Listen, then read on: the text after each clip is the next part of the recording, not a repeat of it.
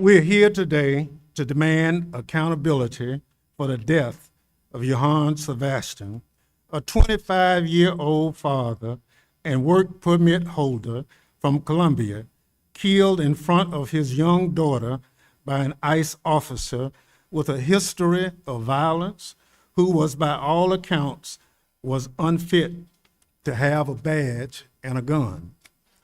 His death is a direct result of the Trump administration's unlawful, out of control immigration policies. Unfortunately, Johan Sebastián's killing isn't an isolated case.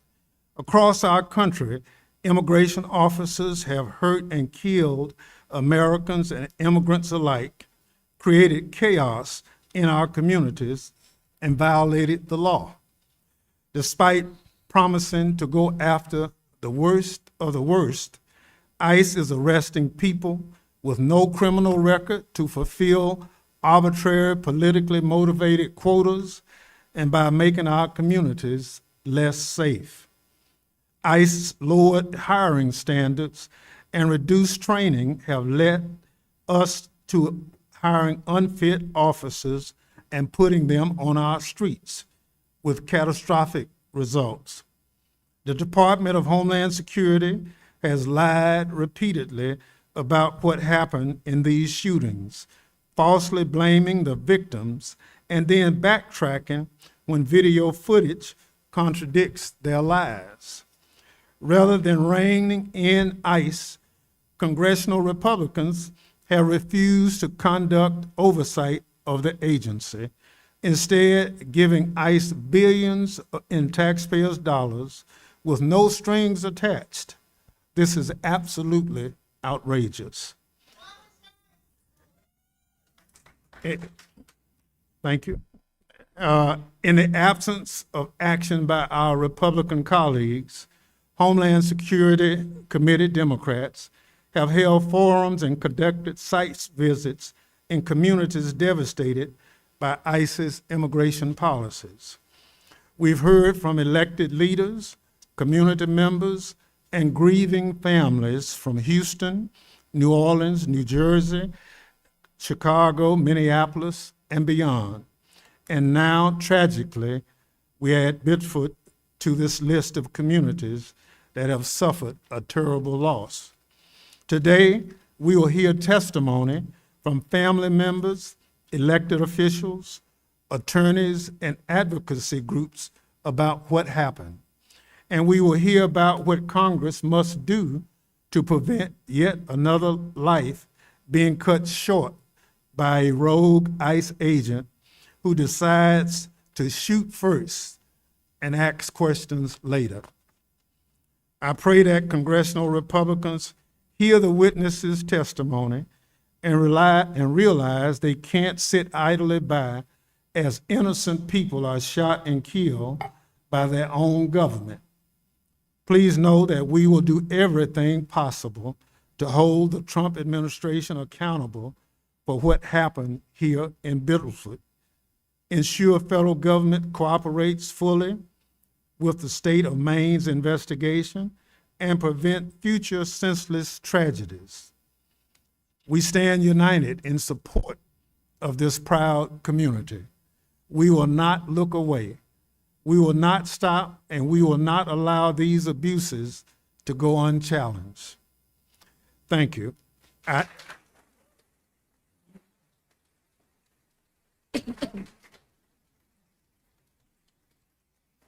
And now I introduce someone to you who's no stranger. I recognize Rep. Pingree to offer her opening statement.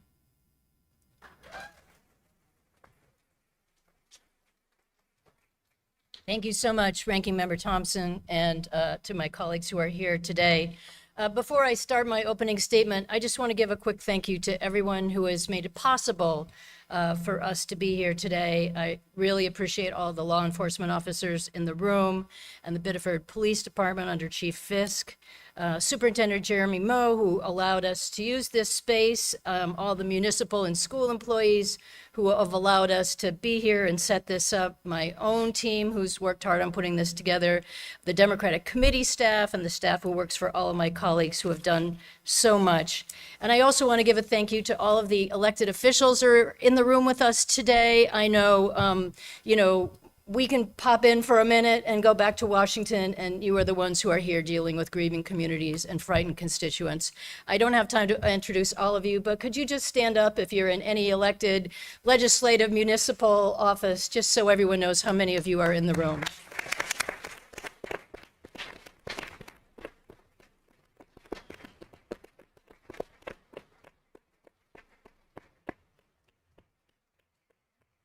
Thank you so much for your leadership and for the opportunities I have to work with so many of you. I'm just grateful for all of you and your service.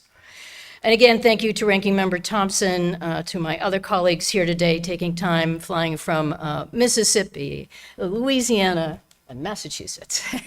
We've got them all. I just want to begin by saying something that's so obvious, but the reason we are here today, Johan Sebastián Durán Guerrero should be alive today. He should be at home with his partner. He should be watching his 3-year-old daughter grow up, going to work. He should be part of this diverse and vibrant community. Instead, his life was tragically cut short. Just a little over a mile from where we now sit, a federal immigration enforcement agent shot and killed him as he was leaving for work. I am still so angry that a young man ended up dead on our streets and that his daughter will now grow up without a father. More than 1 month later, there are still so many basic questions about what happened that remained unanswered by ICE and the Trump administration.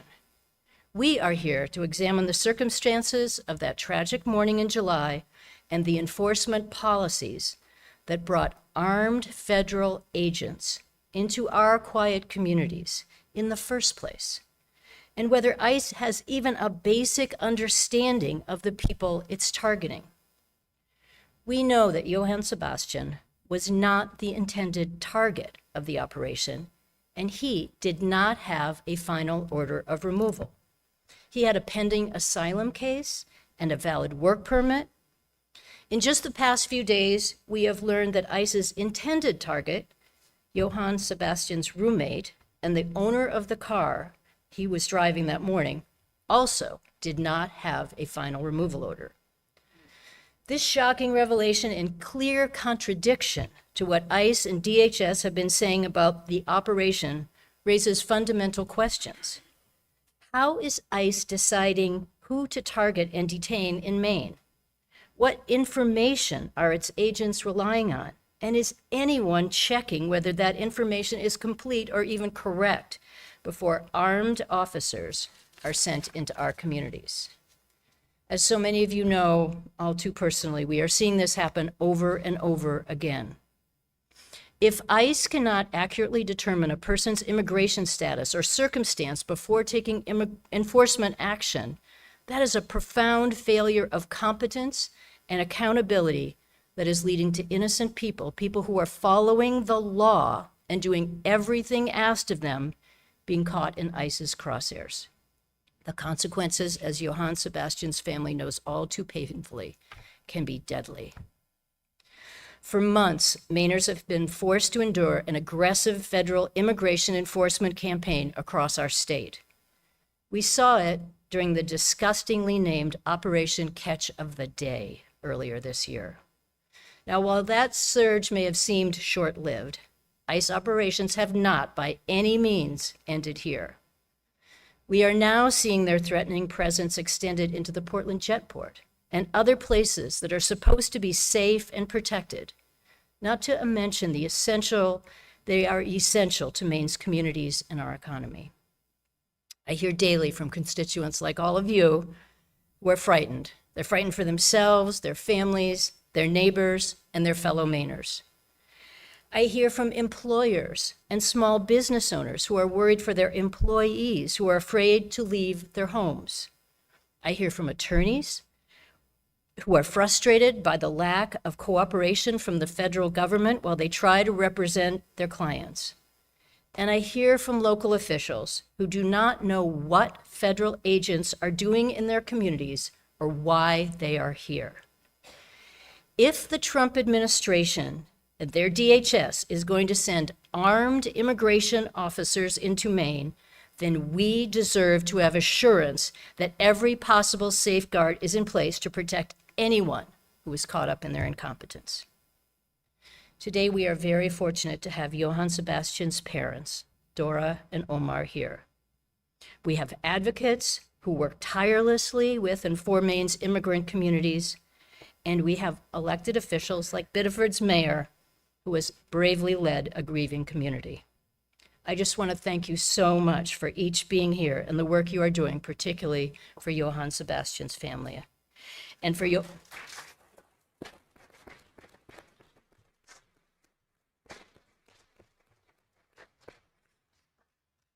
Dora and Omar, I am so deeply sorry for your loss. I cannot imagine how difficult it must be to sit in this room and relive the consequences surrounding the death of your son. My heart breaks for you and for his loving partner, Carolina, and their young child at home. I know this hearing cannot bring Johan Sebastián back, but Congress has an obligation to make sure that his death is not dismissed as an unfortunate consequence of immigration enforcement, and that his life is remembered for the humanity and dignity and love that he embodied. Immigration enforcement does not mean feckless free rein. ICE does not have a free pass to endanger the public, and no federal agency should be operating in Maine or anywhere else without accountability to the people it is supposed to serve. Johan Sebastián and his family deserve justice, and the people of Biddeford deserve answers. And the people of Maine deserve to feel safe in their own communities. That's why we're all here today. Thank you all so much for joining us.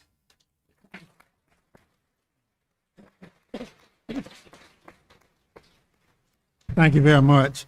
I now recognize the gentlewoman from Massachusetts, the Democratic Whip, Representative Clark, to offer an opening statement. Thank you so much to Ranking Member Benny Thompson for convening this critical hearing. And a huge thanks to Congresswoman Pingree for being our host, for being your advocate, and for continuing to seek justice and the truth. We are so very grateful to you.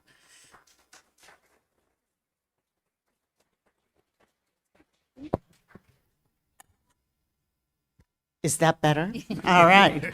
I hope you heard my praise for your Congresswoman. I also want to thank my colleague, Congressman Troy Carter from New Orleans, Louisiana, and Governor Mills, thank you for being here with us. But my most deep gratitude for our witnesses, excuse me, especially Mr. Durán Guerrero's family. We so appreciate you being here in this time of grief and pain and loss. And we appreciate all of you, the community members of Biddeford, and those who traveled here to make sure that we continue to shine a light on the truth of what happened here. And this pain is being felt across the country. Johan Sebastián Durán Guerrero was a husband and a father who wanted to give his 3-year-old girl a shot at the American dream. His cold-blooded killing at the hands of a dangerous, out-of-control ICE agent, at the hands of an abuser with a history of violence against his own family, is not only a tragedy for this community, it is a moral stain on our government. This isn't someone that ICE was looking for. This isn't a warrant that they were executing. This wasn't a suspect. Johan Sebastián had not done anything illegal.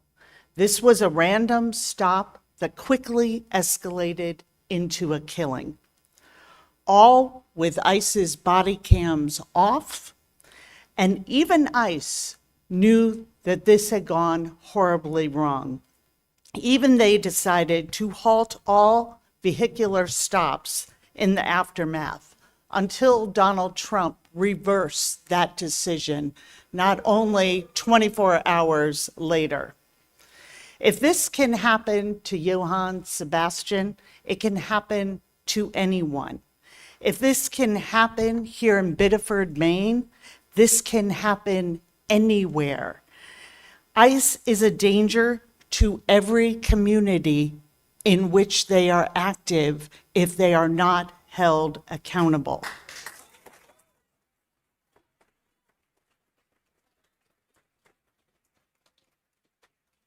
We are witnessing state-sanctioned terror inflicted on innocent people by their own government.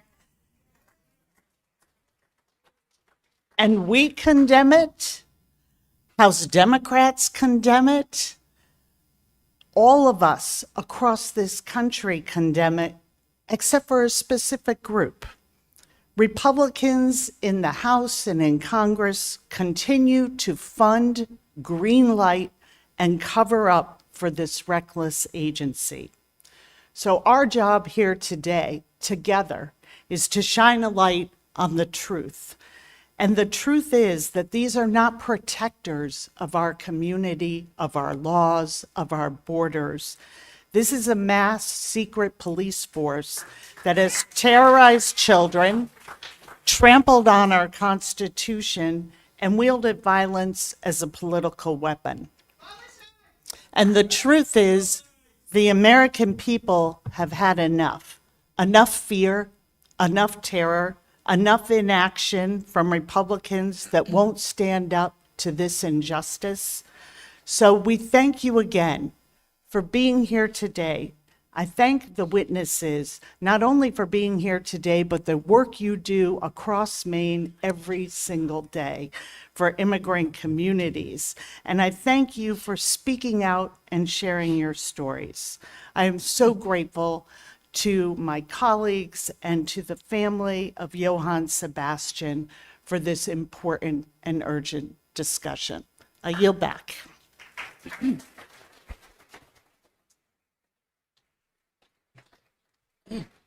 Gentlelady yields back. I'd like to now invite Representative Pingree to introduce our first panel of witnesses. We are very fortunate today and very grateful the parents of Johan Sebastián are here with us today. So I would like to introduce Omar Durán Plata to speak for the family and on behalf of all of us in this room. I hope you see the love and support that we all have for you, and that we are all here to do anything we possibly can for you and your family. After Omar Durán Plata, we will have the good fortune of hearing from our governor, Janet Mills, who is here today to support the committee of Biddeford, to talk about her efforts on behalf of our state of Maine to reduce the activities of ICE and let them know they are not welcome in our state. So I thank you both for speaking. We will begin with Omar Durán Plata. Thank you so much to you and your wife for being here today.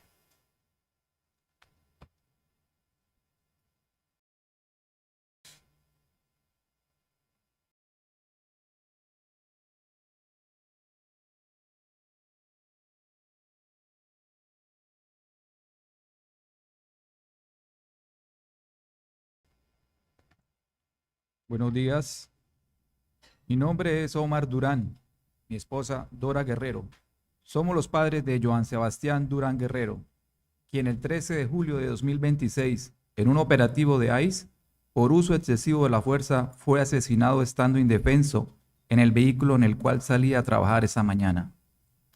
Good morning. My name is Omar Durán, and my wife is Dora Guerrero.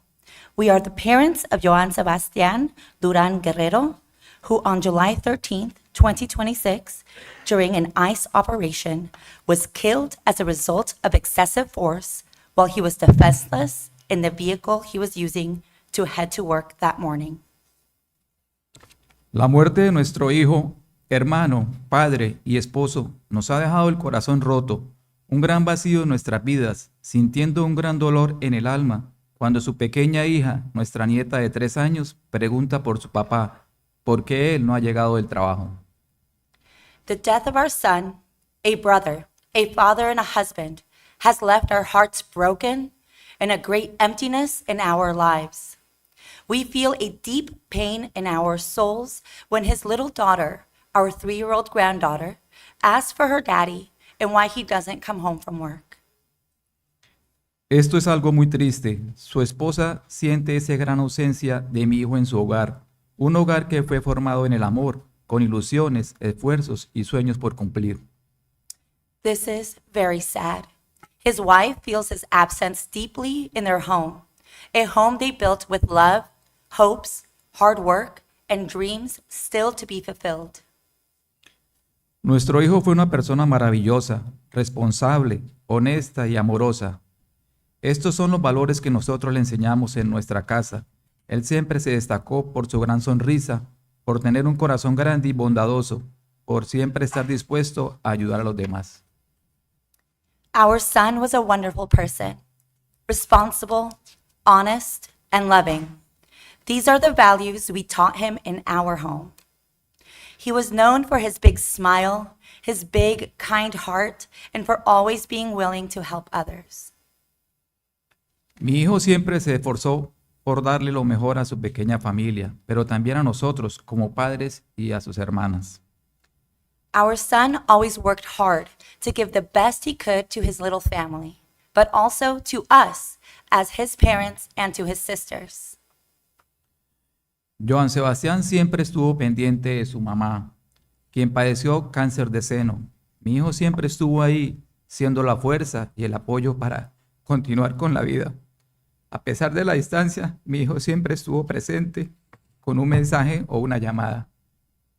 Johan Sebastián always looked out for his mother, who suffered from breast cancer.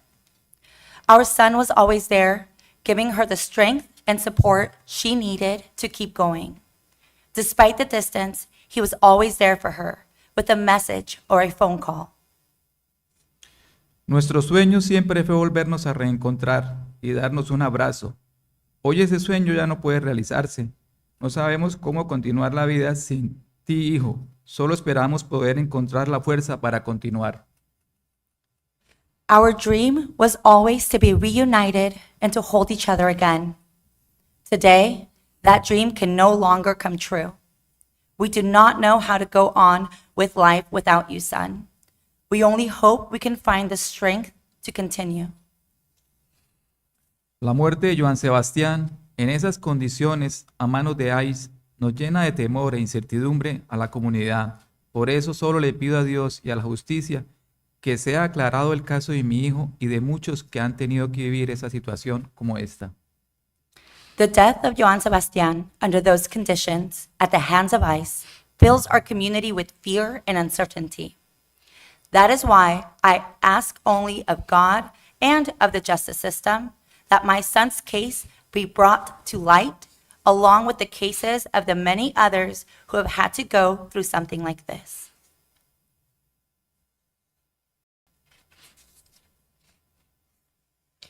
Thank you so much for your testimony.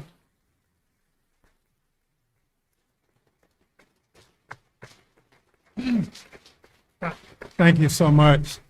At the request of the family and their attorney, we will not ask any questions of this panel. Thank you so much. Now, we're looking forward to hearing from the governor. Thank you very much, Governor Mills.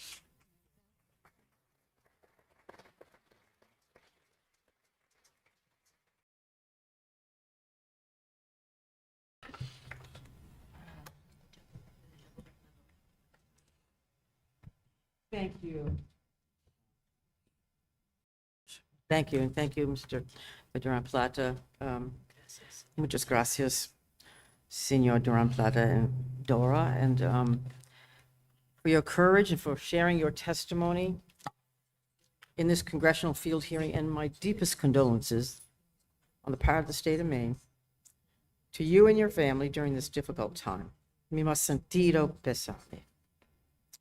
Ranking Member Thompson, Congresswoman Clark, and Congresswoman Pingree, I appreciate your coming to Biddeford to hear directly from this community in the aftermath of this horrific tragedy. The violent death of a young father leaving his home on a quiet street to just go to work, just a short ways from here. Like people across Maine, I am heartbroken. I'm furious. I am outraged. It's the outrage that most people in this community feel, the outrage that most people in this state feel, the outrage that much of this country feels, as you have represented already in your remarks.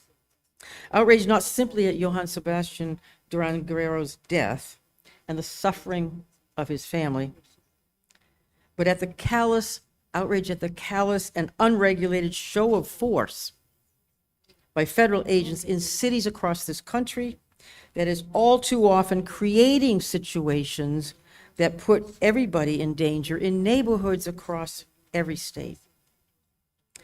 I'm not here to comment on the facts surrounding the tragedy. I do have full confidence in the Office of the Attorney General, led by Attorney General Aaron Fry, that they will complete a thorough investigation into the facts of this tragedy, and that they will report them to the public in due course. I have personally met with Mayor LaFountain, Speaker Fecto, Johan Sebastián Durán Guerrero's family as represented by the Maine Immigrant Rights Coalition, Biddeford Representatives Geer and Mallon, and Biddeford Senator Henry Ingerson. I believe the city of Biddeford is doing everything it can to support this community, a community where 150 years ago, immigrants from Ireland and Canada, and later Greece, Italy, and France came to work to raise their families, and where Mainers, new Mainers, now work and look to find peace and opportunity here in our state. I've directed our Maine Office of New Americans to conduct meetings in communities such as this one, and to hear from those who may feel less safe for obvious reasons because of federal immigration operations that are based on questionable numerical goals and political gamesmanship unrelated to public safety. The people of Maine, like people across this country, do not want to live in fear in their own communities. They do not want to see their loved ones and peace-abiding neighbors struck down by federal agents.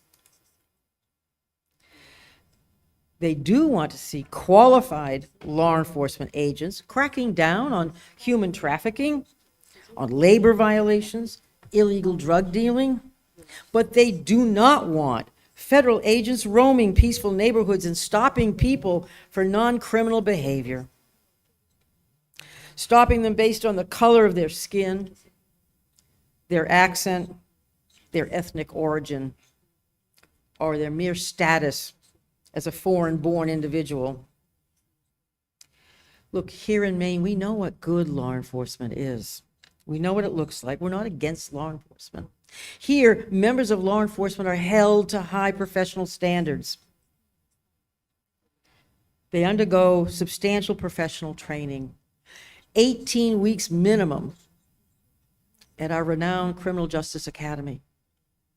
They are accountable to the law. And I can tell you this, they don't arrest people in order to fill a quota or to respond to a political agenda.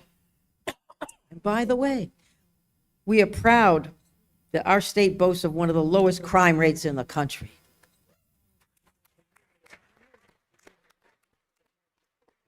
And yet, earlier this year, while conducting an enhanced enforcement operation in Maine, ICE agents actually arrested 2 Maine corrections officers, law enforcement, people who themselves are enforcing the law and helping keep us safe.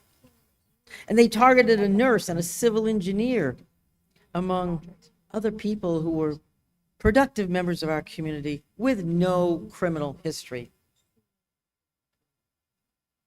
The unfairness of that operation and its disruptive influence on the peace of our communities and on the stability of our workforce in construction, transportation, healthcare, food processing, hospitality, and retail sectors of our economy.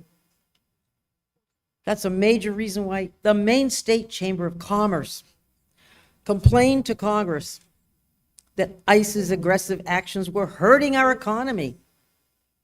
They called on Congress to require reform, restraint, and greater professionalism in that agency. At that time, I suggested the following specific reforms with respect to ICE. 1, prohibit agents from wearing masks. 2, require agents to identify themselves by voice and appearance, as our law enforcement do. 3, mandate the wearing of body cameras and preserving the videos. 4, provide much greater professional training. 5, pursue civil and criminal liability for abuses of power. And 6, require valid judicial warrants for arrests, among many other measures.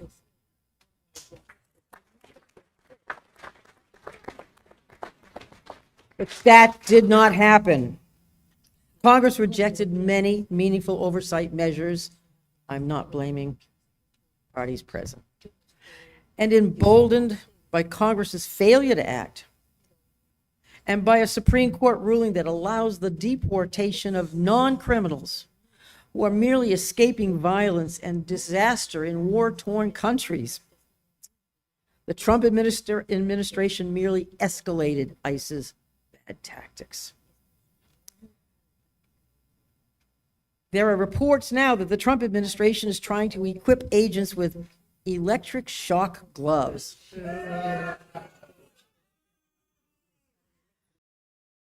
Yet another way to inflict fear and pain, nothing more. And it appears that the administration is now deploying ICE agents at the Portland jetport, just recently detaining a highly valued nurse at Maine Medical Center, and 5 others. Congress must send the clear and unmistakable message that these tactics are not just morally wrong, they also imperil the safety and security of every person who calls this country home.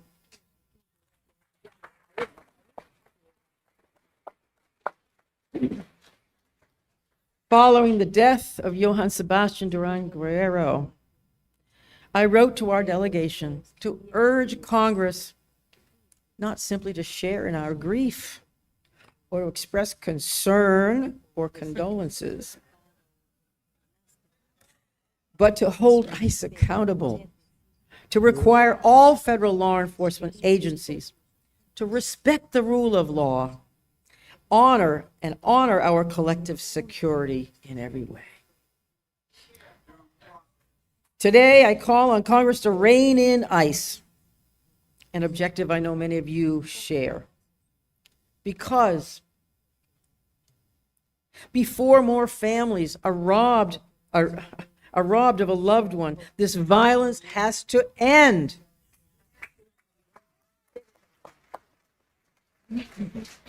Before one more community is robbed of its peace and security, this has to end.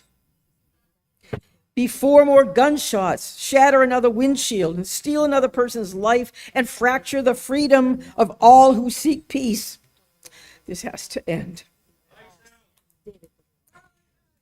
Before the fragile American dream that was memorialized on hopeful parchment just 2.5 centuries ago, before that is altogether abandoned, this has to end. It has to end. And if ICE cannot be reined in and fundamentally reformed, then it is time to abolish it.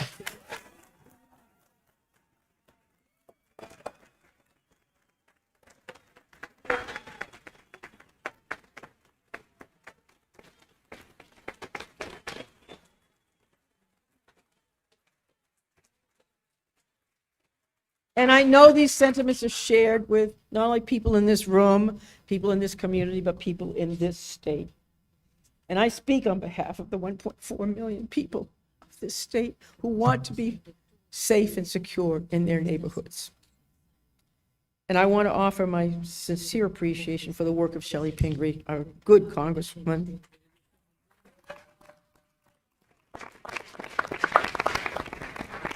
Whose persistence and compassion and intelligent leadership has stood for the truth and actually saved lives.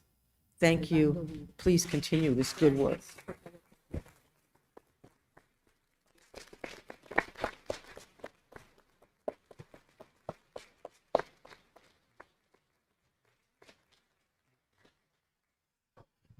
Thank you so much, Governor, and to the parents of Johan Sebastián. We will now transition to our third panel of witnesses.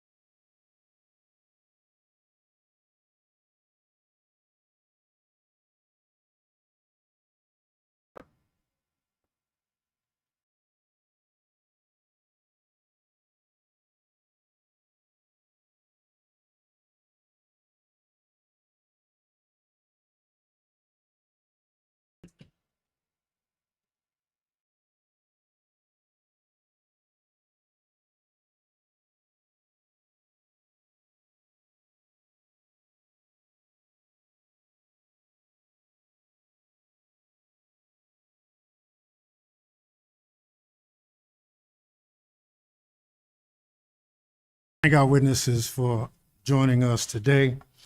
Our first witness is Mr. Laham the Fountain. I hope Mayor Liam LaFount. Leah Liam LaFount. Liam Fountain, Mayor of Biddeford. As someone who was a mayor a little younger than you, Mayor, I'm happy to see you. I had a full head of hair when I was a mayor, but time passes on.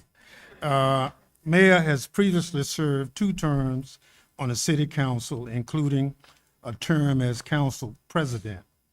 The mayor issued a formal proclamation last month demanding justice and accountability following the killing of Johan Sebastián. Our second witness is Mr. Benjamin Gideon, attorney for Johan Sebastián's family. Mr. Gideon holds a degree from Yale Law School and served as a clerk of the U.S. Court of Appeals for the Fifth Circuit. He currently practices at Maine's largest plaintiff law firm. Our third witness is Ms. Sue LaRoche, Executive Director of the Immigrant Legal Advocacy Project. Ms. Roche has been with the organization since 2000, being with that organization and serving as its supervising attorney and legal director prior to her current position. During her tenure, program, staffing, and budget have grown threefold. Ms. Roche holds a JD from Northeastern University. Our fourth witness is Ms. Muffalo Shatam, Executive Director of the Maine Immigrant Rights Coalition. Ms. Shatam has built one of the most successful immigrant rights coalitions in Maine, representing over 100 member organizations, including immigrant advocacy group and grassroots community organization. Ms. Shatam holds a bachelor's degree from the University of Zambia. Our final witness is Ms. Crystal Crome, founding director of Presente Maine, which works to empower displaced Indigenous and Afro-Latino peoples of Maine. The organization provides holistic support to low-income workers and families to bridge gaps in health care, nutrition, housing, and safety. Welcome to our panel of witnesses. I will now recognize each of the witnesses for an opening statement for 5 minutes, beginning with the mayor. Ranking Member Thompson, Representative Clark, Representative Pingree, Representative Carter. Thank you for coming to Biddeford. My name is Liam LaFountain. I have the distinct honor and privilege as serving as the mayor of the city of Biddeford. Exactly 1 week after Johan Sebastián Durán Guerrero was killed, I met with Johan's partner, Carolina, and Johan's sister, Daniela, at the corner of Hill and Pool Streets, less than 2 miles from here, where Johan was killed. They showed me a photograph of our city's newest playground, the J. Richard Community Center, where Johan was sitting in a swing with his 3-year-old daughter, Dulce. What struck me was how familiar it looked. A father with his daughter, a family making memories in our city at one of our public parks. And that joy has been taken from them forever. I want Congress to know his name, Johan Sebastián Durán Guerrero. He came to Biddeford to build a life. He worked multiple jobs and was raising his daughter here. He was one of us. On July 13th, a federal immigration enforcement operation came into Biddeford, and a federal officer shot and killed him. Federal officials have acknowledged that Johan was not the person agents were looking for, and that the agents were not wearing body cameras. The next day, after Senator Susan Collins urged the Department of Homeland Security to halt non-urgent vehicle stops, DHS announced a nationwide pause. It lasted less than 24 hours. Now, funding Congress provided for body cameras may instead be spent on electric shock gloves. If Congress cannot hold ICE accountable, who can?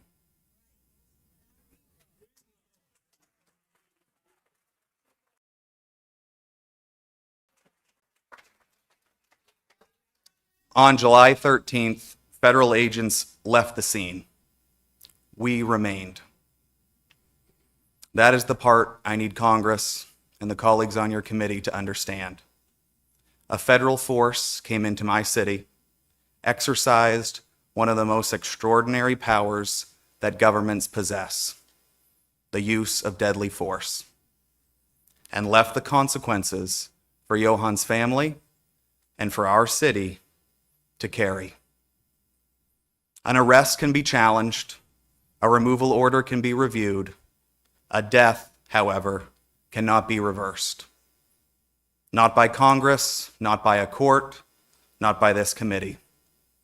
That is why the safeguards around deadly force should be the strongest we have. And yet, on the morning of July 13th, in my city, they were the weakest. Biddeford is a city of 23,000 people. We were left to absorb the aftermath of federal law enforcement operation without any federal support. Our police, fire, public works, schools, and community organizations have been stretched ever since. We secured the aftermath of a scene we were not permitted to investigate, responded to misinformation, and protected people's rights to gather, to mourn, to protest peacefully. We stood up mental health, crisis support, and food services, all without additional support. But what happened in Biddeford was not an isolated incident. From 2015 to 2025, at least 9 people were killed in shootings by Immigration and Customs Enforcement agents during vehicle stops. Since March of 2025, federal immigration agents have shot and killed at least 5 people.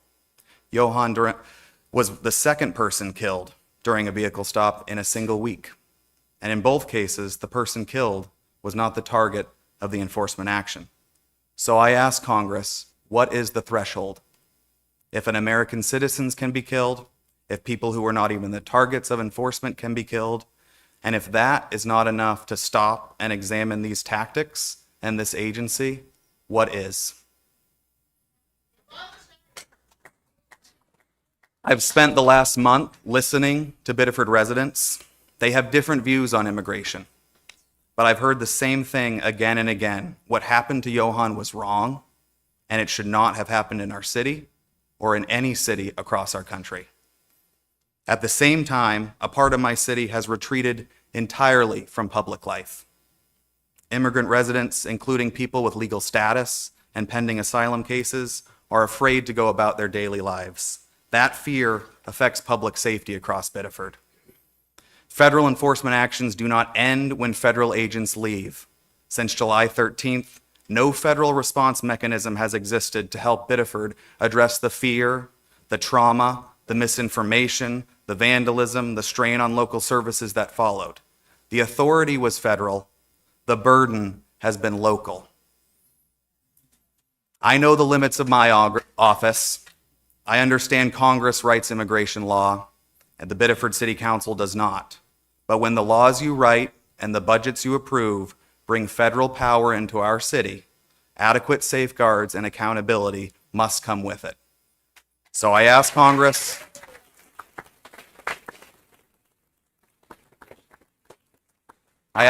for three things. First, justice for Johan and his family.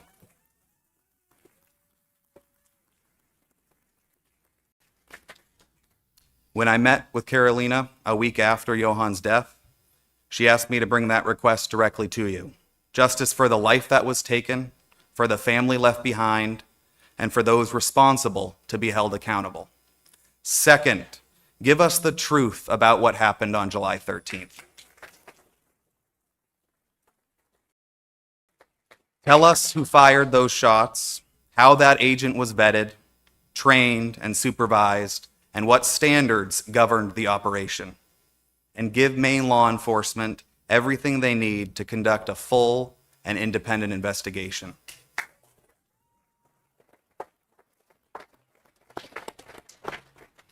And third, require of federal agents what we require of our own local law enforcement.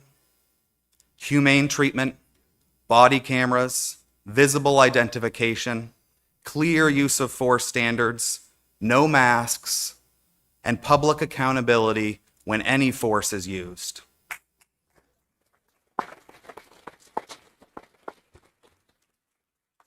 If our police department, operating on less than $10 million a year, can meet those standards, then the standards for immigration and customs enforcement with a multi-billion-dollar budget cannot be any lower.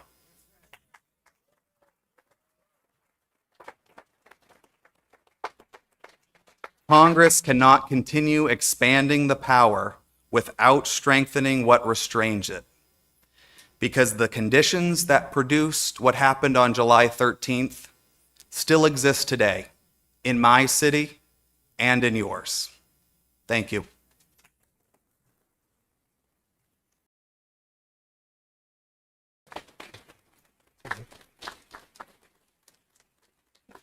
Thank you, Mayor, for not just your thoughtful testimony, but clearly it resonates with the committee, and I'm certain your recommendations and other things will become part of the public record of recommendations. We'll now hear from Mr. Gideon. Now recognize Ms. Roche for 5 minutes. Coming back to you. Thank you. Good morning, Ranking Member Thompson, Representative Pingree, Representative Clark, Representative Carter. My name is Sue Roche, and I'm the Executive Director of the Immigrant Legal Advocacy Project, or ILAP. ILAP is Maine's only statewide immigration legal services organization. For more than 30 years, we have ensured that Maine people can access immigration legal help no matter how much money they have in their pocket. Johan Sebastián's death is a devastating tragedy felt by his family, the Biddeford community, and all of Maine. It was not an isolated incident, and it was not an accident. It was the direct and foreseeable result of deliberate federal policy choices rooted in racism and dehumanization. As the only organization of our kind in the state, with decades of experience, ILAP has been able to uniquely document ICE and Border Patrol activity and the unprecedented patterns of immigration enforcement that have been happening in Maine since early 2025.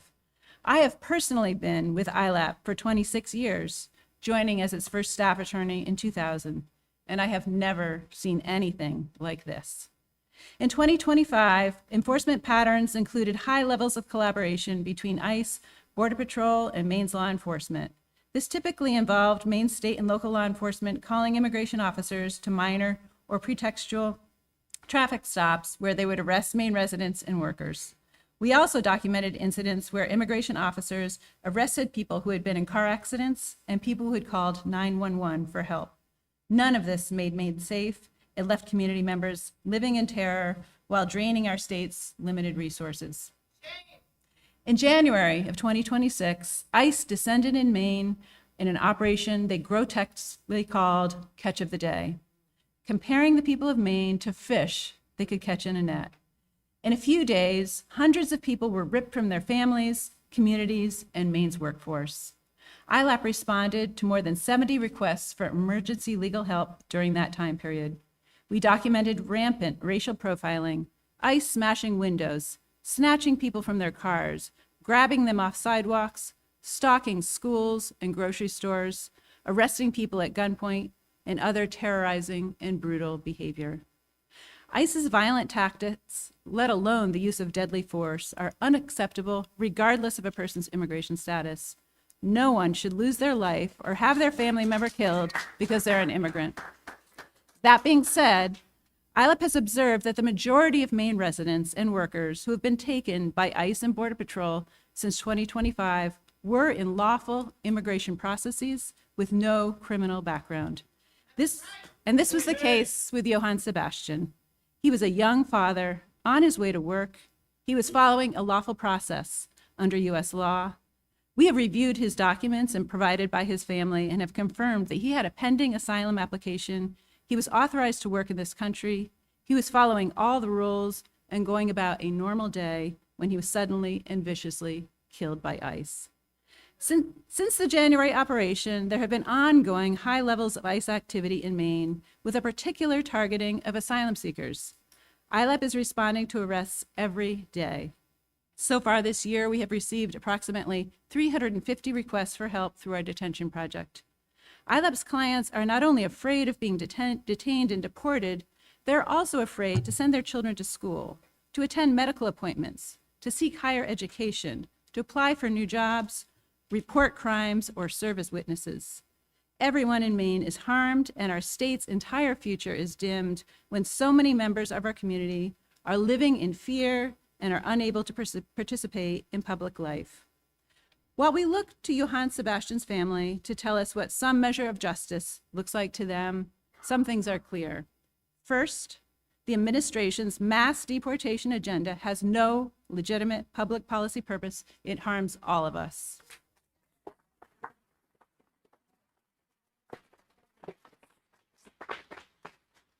Second, ICE is an imminent public safety threat and must get out of our communities now. The billions of dollars that have appropriated immigration enforcement are wholly unjustifiable. Congress should take all steps to defund and dismantle ICE and put those taxpayer dollars towards the public good.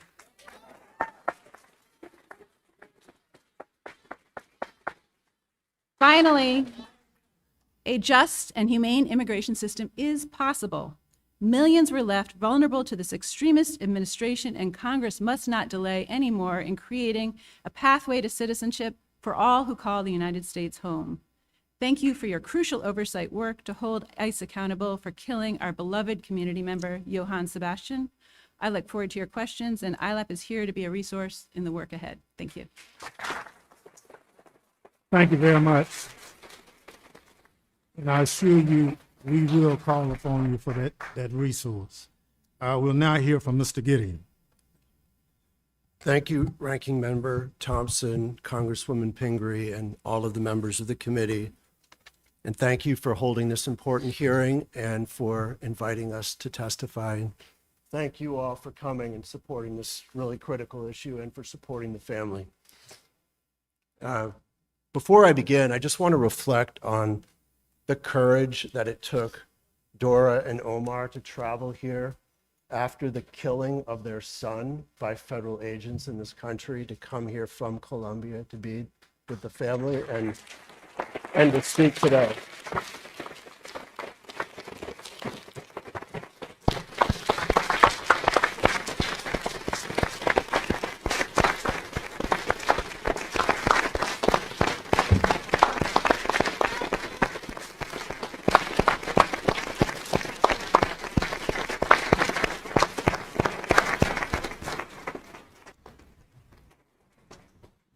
You know, that's a fitting contrast. That courage is a nice contrast to the complete lack of courage, weakness, preying on victims and the most vulnerable that we see of the agents of our federal government who are carrying weapons onto our public streets. So thank you.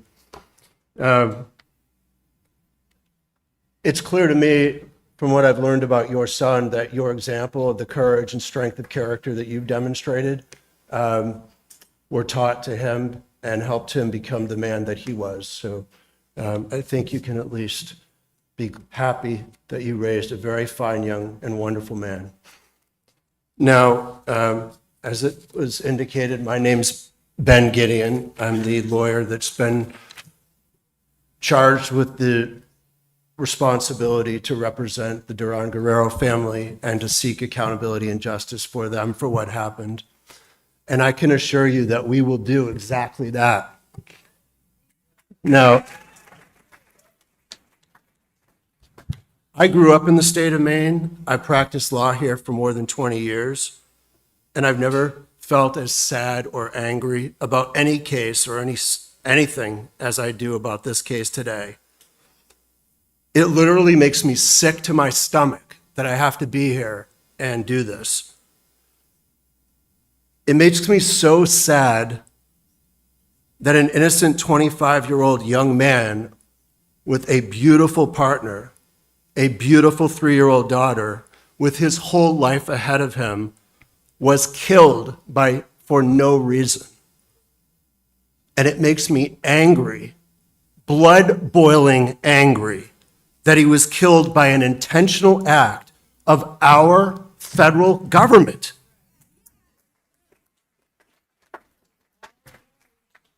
It's a hard thing to square the concept of what America is or should be with the idea that our government is now killing innocent people on our streets.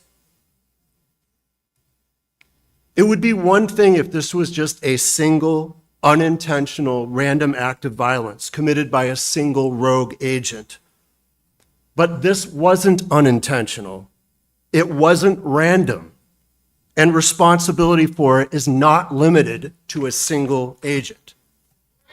Instead, what happened in Biddeford, Maine, in the early morning hours of July 13 was the result of intentional policies and decisions made at the highest levels of our government to treat the killing of innocent people as acceptable collateral damage to a political agenda.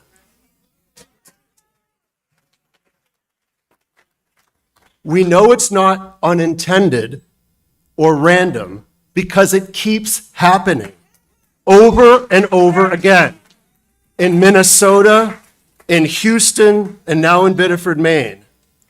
We know it's not intended or random because there's no remorse, no apology, not even the slightest concern for those whose lives have been destroyed.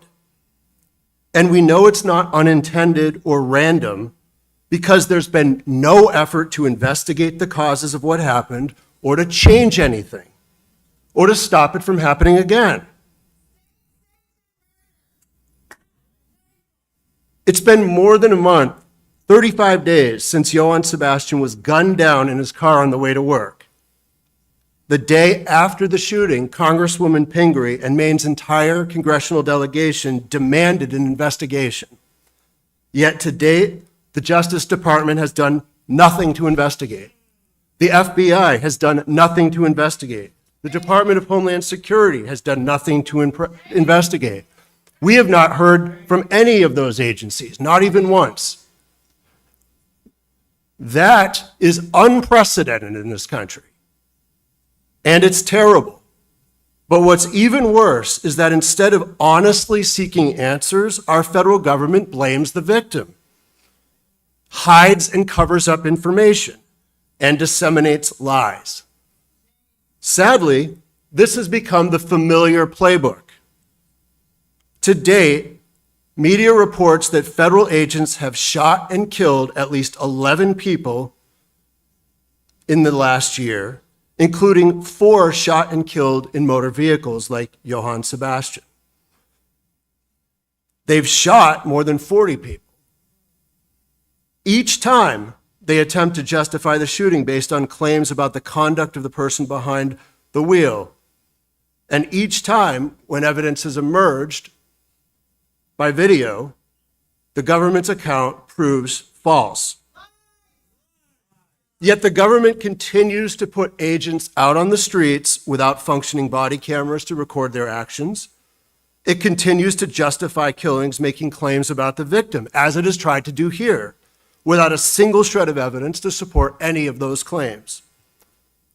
It's not enough that this government has needlessly taken this young father's life. Now it wants to destroy his reputation. They label him an illegal alien to dehumanize him, even though he was in this country lawfully and seeking and following all of the rules. Before he was shot and killed, nobody ever accused Johan Sebastián of doing anything wrong. No one ever accused him of committing any crime or violating any rule of the immigration process. Perhaps that's why, after they shot and killed him, the government had to admit that he wasn't even the target of their operations that morning. The government has stated that the target was someone else with a final order of removal. But now, as Congresswoman Pingree pointed out in her opening statement, the person whose vehicle was to whom it was registered also had no final order of removal. So there was no lawful justification for stopping the car in the first place. And it's been more than a month since the killing, and the federal government has yet to tell us who was the lawful target of their operations that morning. I want to pause just for a moment to reflect on that. Our federal government shot and killed an innocent person. It was forced to admit that the person they shot and killed was not the target of their operation. And a month later, the government has still refused to tell us who the target of the operation actually was, or whether there was even any legitimate purpose of the operation at all that morning. The government has attempted to conceal the identity of the shooter. It refused to tell us to date when he was hired. Even to date, they haven't confirmed that he was employed by DHS or ICE. It never disclosed any of the problematic features of his past. What we know about the shooter's identity today, we know not because our government disclosed that information, but only from media reports. It's only through the media that we know about this agent's past. And what we've learned is shocking. We've learned that the agent who allegedly shot and killed Johan Sebastián had a long history of erratic behavior and violence, including threatening to kill one of his ex-wives and throwing boiling hot water on her while she was holding their 3-year-old daughter. We learned that he suffered from mental illness, that he made racist remarks, that he lied on his employment applications and was denied a job with a small-town Maine police department.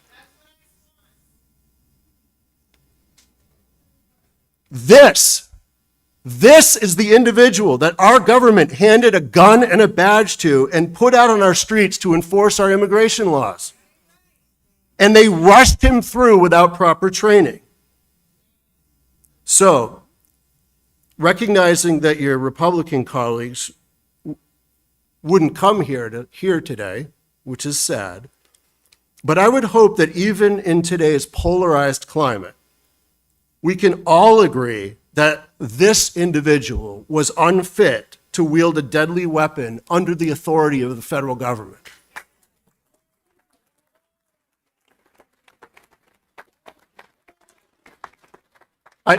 I hope we can all agree that his existence in that role reflects a complete breakdown of any reasonable screening, hiring, or training process. I hope we can all agree that this goes beyond the conduct of one individual rogue agent to implicate those responsible for screening, hiring, training, and supervising this individual. And I hope we can all agree that any semblance of public trust going forward requires that changes be made so that nothing like this ever happens again. Now, the recent track record of our government and this agency give us no confidence that there will be any accountability or corrective action taken. This is why your oversight on this committee is so critical. With the participation of your colleagues, or if they refuse after a leadership change following the next election, when ranking member Thompson becomes Chair Thompson, and that's coming right up, that this committee has the power to exercise oversight necessary to ensure accountability and reform. So on behalf of Johan Sebastián's family, we ask this committee to begin immediately to fulfill the critical oversight function. Specifically, we are calling on this committee to subpoena witnesses and documents to investigate the following specific issues. First, we ask that the committee determine what policies or practices of the agency allowed the agent who shot and killed Johan Sebastián to have been deemed fit to serve and hired in that position. Second, we ask that the committee identifies those responsible for hiring this agent and demand that they be held accountable. And third, we ask that the committee investigate what is behind the pattern of agents unlawfully shooting into motor vehicles and demand that this practice stop immediately before any other innocent person is killed. On behalf of Carolina, the entire Durán Guerrero family, thank you for holding this important hearing today.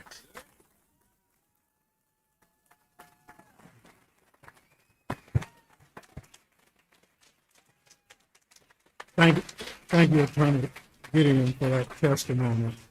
And if the future is as you hope it to be, I promise you it will be done.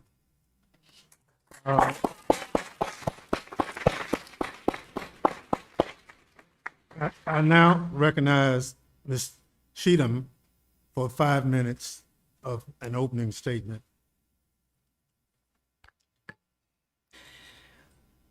Thank you. Good morning, Ranking Member Thompson, Representative Pingree, Representative Clark, Representative Carter, and members of Congress.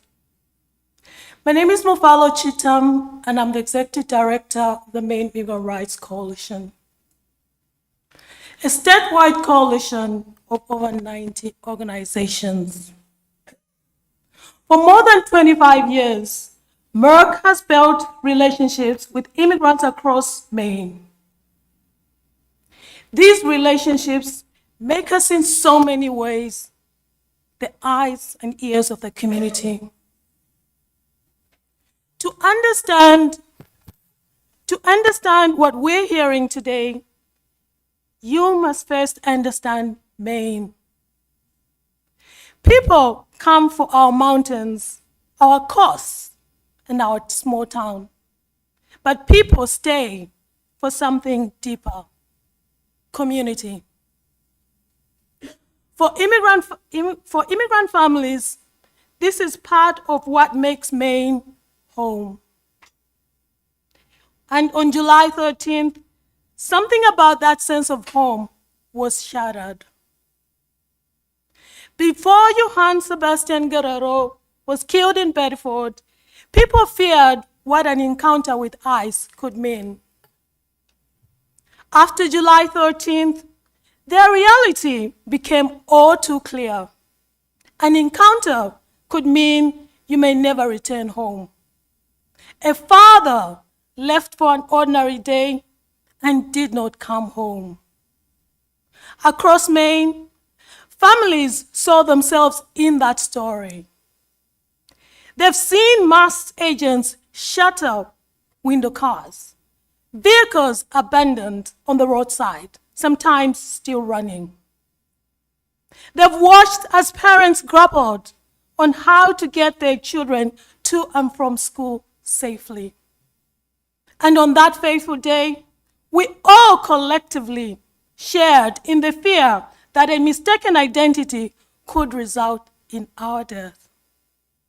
This is what rushed training, no standards, no accountability, enforcement looks like in Maine. And then there was an empty chair at the dinner table left behind. This is what immigration enforcement looks like from the community side. We tell immigrants, follow the rules, go to work, attend your appointments, make every deadline. Wait while your case moves through a system that can take years. Then we ask them to live normally, even though the beginning and end of their day can become two completely different worlds. Some people calculate risks ordinarily. Is it safe to go to work? Can I safely take my kids to work, to school? What happens if I miss that doctor's appointment or that blood test again? Merck hears that fear through our immigrant defense hotline. When enforcement happens, the hotline rings. The week of Johan's death, it rang 128 times. People called asking, was that ICE? Is it safe to leave my home? What happens to my children if something happens to me? What began as a trusted information sharing has become a statewide network of referrals, legal connections, housing assistance, and community response. The arrest may take minutes, but the disruption takes months. ICE on data tells another part of that story. Merck's analysis has found that 79% of people apprehended in Maine in 2024 and 2025 had no criminal convictions. Yet, this expansion of enforcement has been justified in the name of public safety. The government's own data tells us what we're witnessing in Maine is mission drift. Johan's death cannot simply be dismissed as one officer's isolated failure. Reports that ICE is investing $20 million of electrified gloves underscores the urgent need for immediate congressional action to further prevent predictable harm.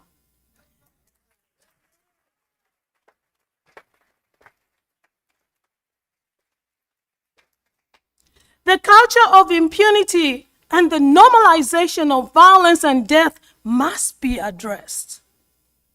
There should be no tolerance for lack of accountability or meaningful guardrails when federal officials demonstrate a clear pattern of violating the law.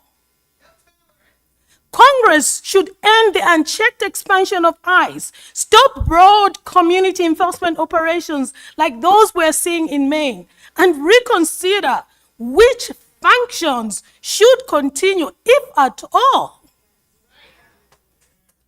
The billions committed to expanding detention enforcement should instead help to build a functional immigration system.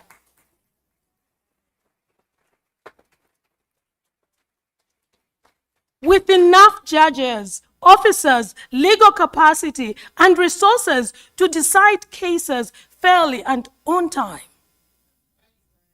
A system where following the process actually means something.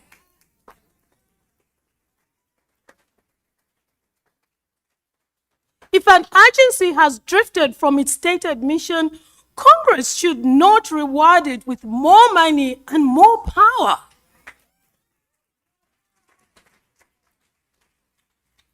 Maine will keep doing what Maine does. We will answer the hotline. We will cover shifts. We will check on each other's neighbor.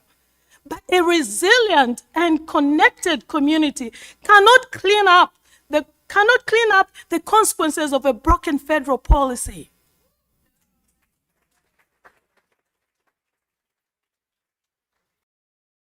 Johan should have come home on July 13th. Thank you for bringing the oversight to Maine. Merck stands ready to continue bringing to Congress what we see and hear as you pursue accountability and change. Thank you.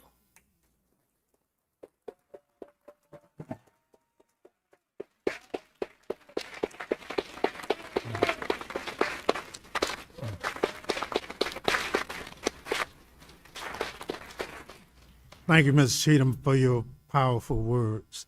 I now recognize Ms. Crone for statements for 5 minutes. Good morning, Ranking Member Thompson, Representative Pingree, Representative Clark, and Representative Carter. My name is Crystal Cron, and I'm a mother, daughter, sister, and lifelong resident of Maine. I am the founding director of Presente Maine, a grassroots organization by and for the Latina peoples of Maine. Presente works to bridge gaps in healthcare, nutrition, housing, safety, and other basic needs, while also advocating for safer, more equitable policies and practices to meet the needs of all Maine people. I want to begin today by reminding us that Johan Sebastián's death was preventable. Every death in the hands of ICE is preventable.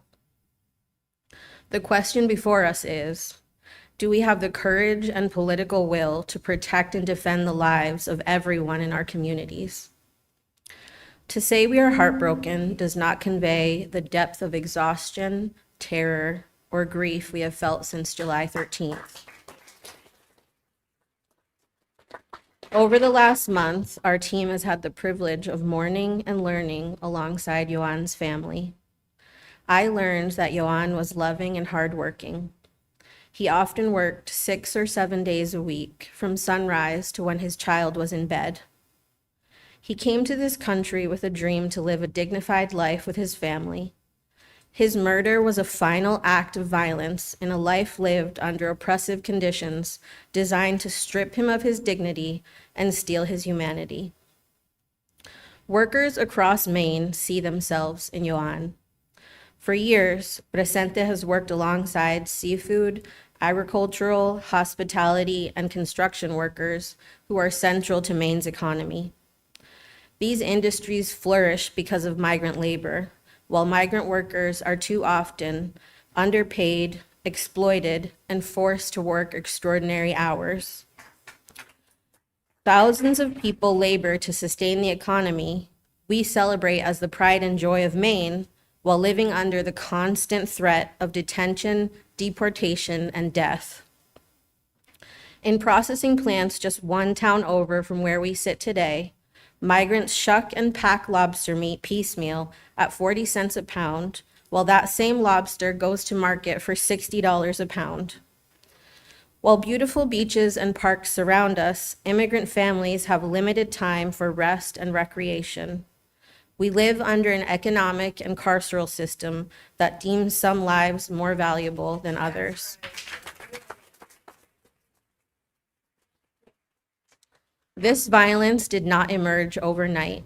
It has been built over decades through policing, detention, and deportation systems that deprive people of their freedom, isolate them from their communities, and hold them in subhuman conditions.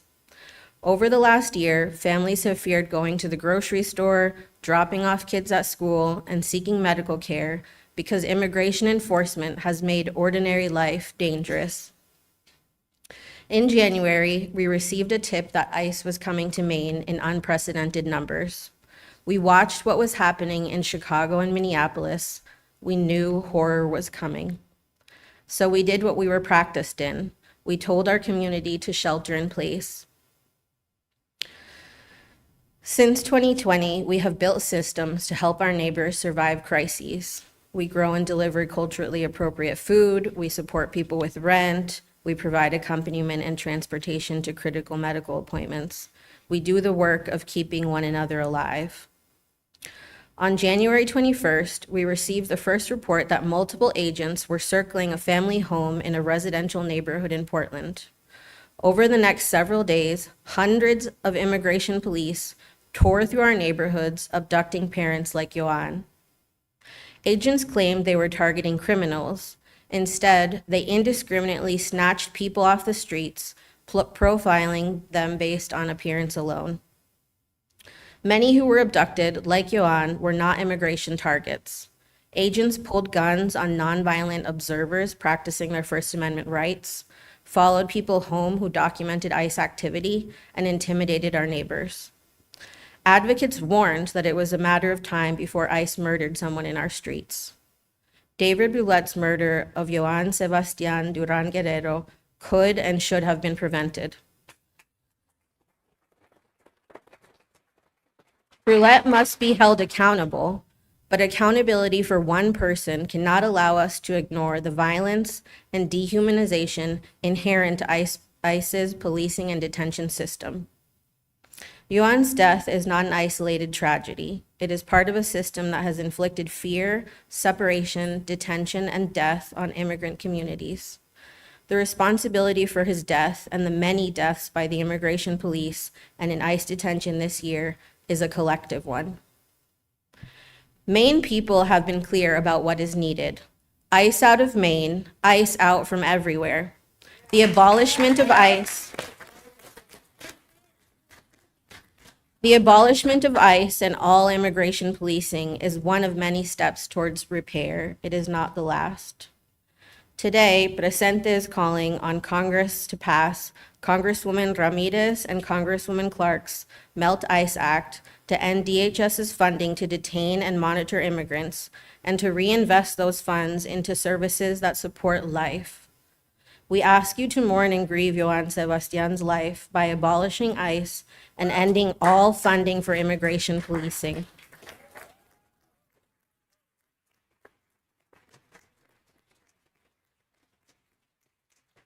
We will not let this death be reduced to a footnote in this administration's enforcement statistics. There is no freedom until everyone is free. Thank you.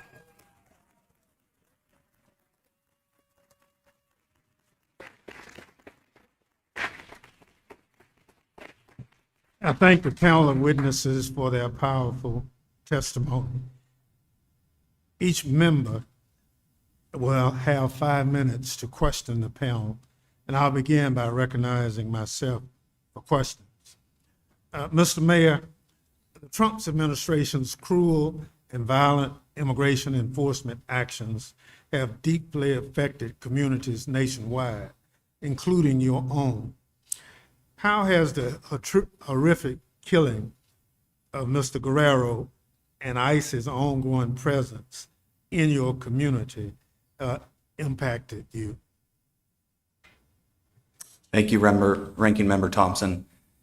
It has devastated our city. As I mentioned in my testimony, we have individuals living here, law-abiding citizens, who are retreating from public life. They're not going to work. They're not sending their kids to school. I met recently with a family in the neighborhood very close to where Johan Sebastián was killed. A mother, her 2 kids, one ready to go to kindergarten, but will not be attending kindergarten this fall because cannot fathom what type of message that would send if those kids came home and not to a mother or a father. They see an example of what happened to Johan Sebastián and can't fathom what it would be to their own family. That's the devastation that we see in our community among particularly our immigrant neighbors. Thank you. Mr. Gideon, you've stated that you're looking to file a lawsuit against the the U.S. government over the killing of Mr. Guerrero due to the conduct of the government and the officers being unreasonable. For those who aren't aware and might be listening in, can you explain why the officers' actions that day were unreasonable? I'll try to give a brief primer. This is turned on. Can you hear me? Yeah, Okay. we got you now. There's only one very narrow circumstance in which it's lawful to shoot somebody in a motor vehicle, and that's if the officer is at imminent risk of severe bodily injury or death at the moment that shot is fired. And each shot, there are 5 shots here, is separately evaluated under that standard. And it's a very, very difficult standard to meet, because if you can even avoid the issue by simply moving out of the way, you're not allowed lawfully to shoot and kill somebody in a motor vehicle. So, in fact, the DHS has a policy against doing this very thing. When this first happened, we heard statements that they were shooting to prevent the vehicle from fleeing the scene. That is unlawful. That's not a legitimate rationale for shooting into a motor vehicle. We then heard later that the shooting was done because Johan Sebastián, quote unquote, weaponized the vehicle. That's the line they've used in other cases, like the Renee Good and Alex Preddy case. But in each case where video emerges, it demonstrates that that was not, in fact, the case. And based on what we've seen of the evidence in this case, it wasn't the case here either. But that would be the only reason why you could shoot somebody in a moving vehicle. I should also point out that you also have to have a lawful rationale for stopping the vehicle to begin with. And we also don't believe that occurred here. Just to say one more point about that, we are also currently representing another Colombian immigrant named Juan Sebastián Carvajal Muñoz, who was abducted on the Catch of the Day operation, January 22nd. He was also not the target of the investigation that day. He was also wrongfully abducted and taken into ICE custody, and that case is currently pending in federal court in Maine. So this is not even the first time that our federal ICE agents have wrongfully targeted a Colombian immigrant in the state of Maine. Thank you. My last question, Mr. Mayor, given your understanding of the agent that we believe who killed Mr. Guerrero, is it your belief that had that person applied for employment with your police department, what would he have, what would you have done? Based on what we've read, which again, I think as Mr. Gideon shared, is not information that's coming from the federal government, but from the media, the information about this individual would never have been hired or considered by the Biddeford Police Department. I spoke with our police chief. When any applicant comes through our process, we end up with roughly a 40 to 50 page dossier of that individual. We interview family, we look at bank records, financial records. It is a high bar, multiple interviews, polygraph tests. I can't imagine if what has been written about that individual is true, that they would have ever ended up with a badge and a gun in the Biddeford Police Department. Well, thank you, and I've completed my listing of questions, but there's a letter signed by every Democratic member of Congress asking for this information and a lot of other information around this incident. It's dated July 15th, and till this day, we've not received a response from the Homeland Security Secretary, nor at that time the acting ICE director, but we will pursue it, I assure you. Thank you.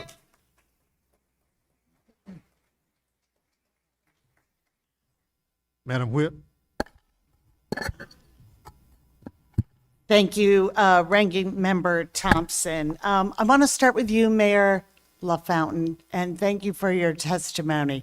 I have such a mix of deep sadness and absolute rage that, excuse the emotion in my voice.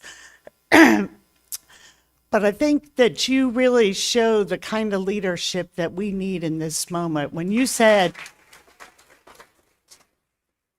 not only the actions that you've taken, but a simple phrase that you used, one of us, one of us. And that is the fundamental promise of Biddeford, of Maine, of the United States of America, that you can come here and build a life and work hard and raise your kids. And that was what was taken away. So thank you for being that leader who's standing up to the divide that we are being, people are trying to sell, that there is an otherism that isn't one of us. And I deeply appreciate you and your leadership.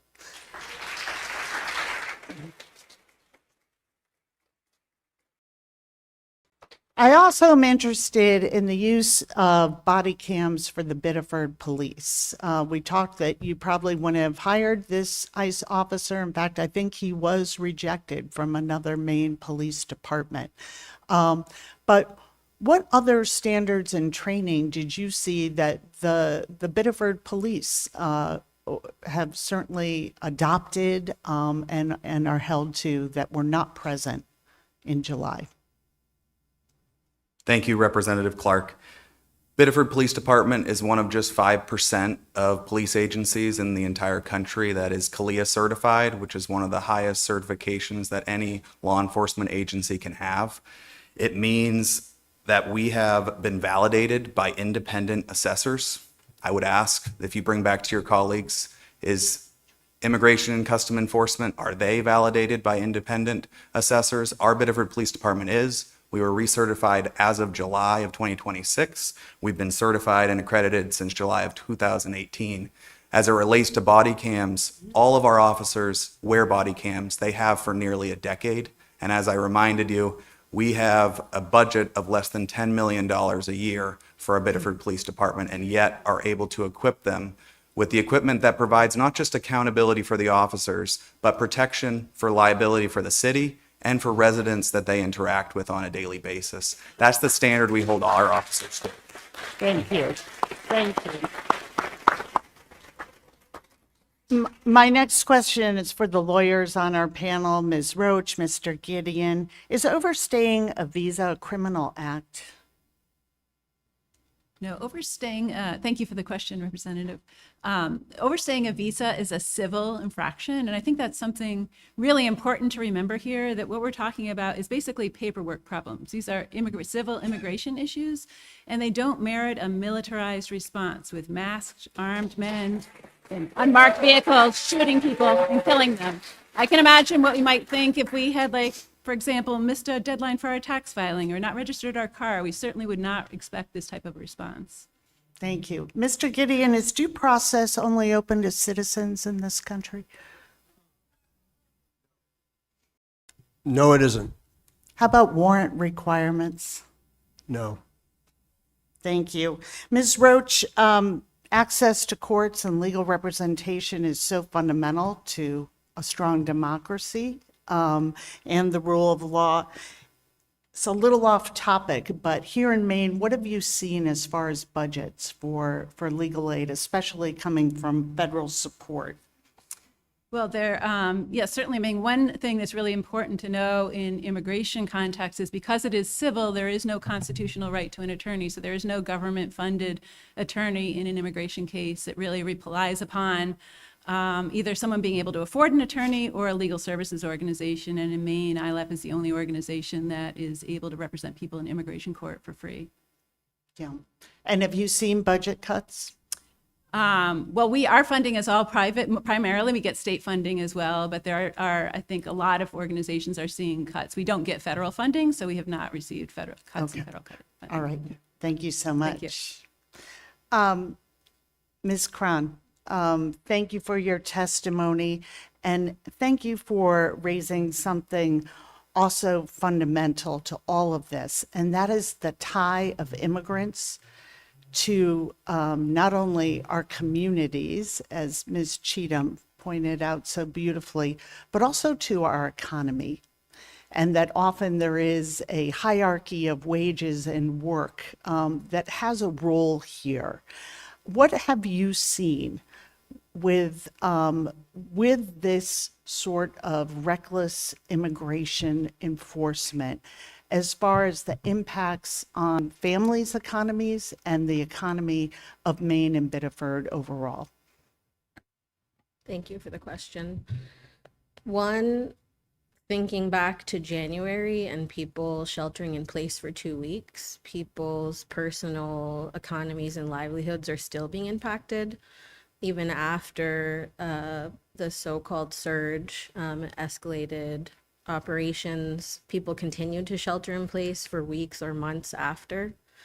People work seasonally in lobster, May to December. That means that many people didn't go to work even when the season started. I think also it impacts our small local businesses that depend on immigrant labor.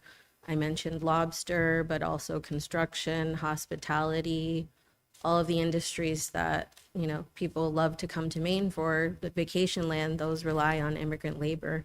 And I think we continue to see shortages in businesses, you know, saying they can't hire workers. But how can they expect us to go out and fill those jobs if we're not sure, not just that we'll be detained and taken away from our families, but even killed? Thank you. And briefly, my last question, Ms. Cheatham, can you describe a little bit, you talked so eloquently about coming to Maine because of community. What has the killing of Johan Sebastián and all of this mass deportation done to that sense of security, not only for our immigrant community, but also for communities at large here? Thank you.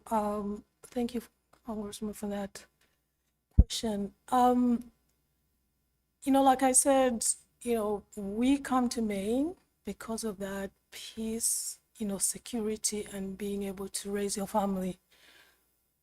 And what has happened, you know, people are thinking twice about Maine, but it's also just the community here. We were visiting some farmers, immigrant farmers over this week, and they're growing, you know, vegetables, growing ethnic community, you know, vegetables that the community, you know, rely on during summer. And there's so much food there and people can't come out because they don't feel safe. So that daily, you know, chores, go out, you know, get your ethnic vegetables, go, you know, take your kids, you know, to a playground, just daily normal life. You know, that just sense of security has just been taken away. And so we're living a very normal, you know, summer, and people are just sheltered in place. And so, you know, that just takes away, you know, that whole sense of normalcy. Thank you so much. Thank you, Mr. Chairman. Thank you very much. We'll now hear from the gentleman from Louisiana, Mr. Carter. Thank you, Mr. Chairman. Thank you to our witnesses for being here today. Thank you for the family and the courage that you exhibit to be able to stand. As a father of 2 sons, I can only imagine the pain that you're feeling. To the governor, mayor, to my esteemed colleagues on the dais with me, to all the leaders, and to this incredible community. A community of love I can see. A community of concern and passion I can see. A filled auditorium on a Monday when you can be doing and should be doing a whole lot other things, but you chose to be here to show your support, your concern. We've traveled far to be here. to support your outstanding member of Congress who's doing an incredible job in the People's House and has done an incredible job of bringing your pain to the nation's capital so this life is not lost in vain, that we're able to learn from it, to hear from you, to take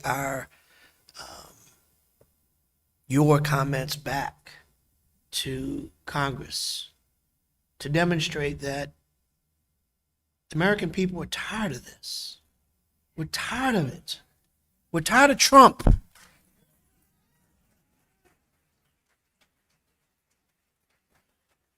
We're tired of the simple avoidance, ignoring, and dismantling of our democracy. The battering of the guardrails of our checks and balances, and the complete disregard for rule of law. Human life and human rights should matter. But it doesn't with them. It matters with us. It matters with you. That's why we have to speak loud. We have to show up. We have to demand accountability. And I realize that I'm preaching to the choir. But as I've been told before, even the choir needs rehearsal.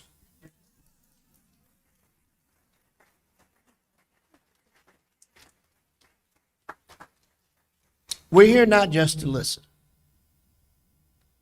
We're here to take back your comments, your concerns, and to lay it flat on the laps of our Republican counterparts who seem to ignore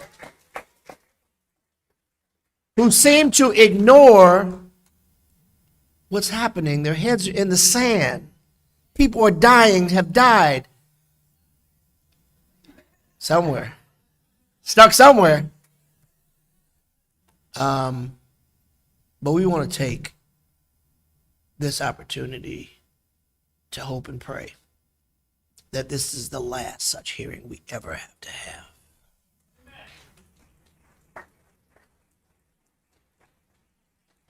We're gathered at this shadow hearing to unfortunately discuss yet another tragic death at the hands of an ICE officer, an outcome fueled by the dangerous rhetoric and reckless policies of the Trump administration. I'm horrified by this administration's dangerous, violent, and deadly immigration enforcement activities that are backed by billions of dollars provided by the congressional Republicans. No one is safe from these violent activities. I share in my colleagues' comments, Mr. Mayor, in thanking you for using the words "one of us." Because as she said so eloquently, that really defines what this is about. Us against them. Us who believe in a constitution against them who don't. Us who recognize human life matters against those who don't. Us who recognize that love and unity is better than hate and division. So yes, thank you, Mr. Mayor, for acknowledging one of us matters.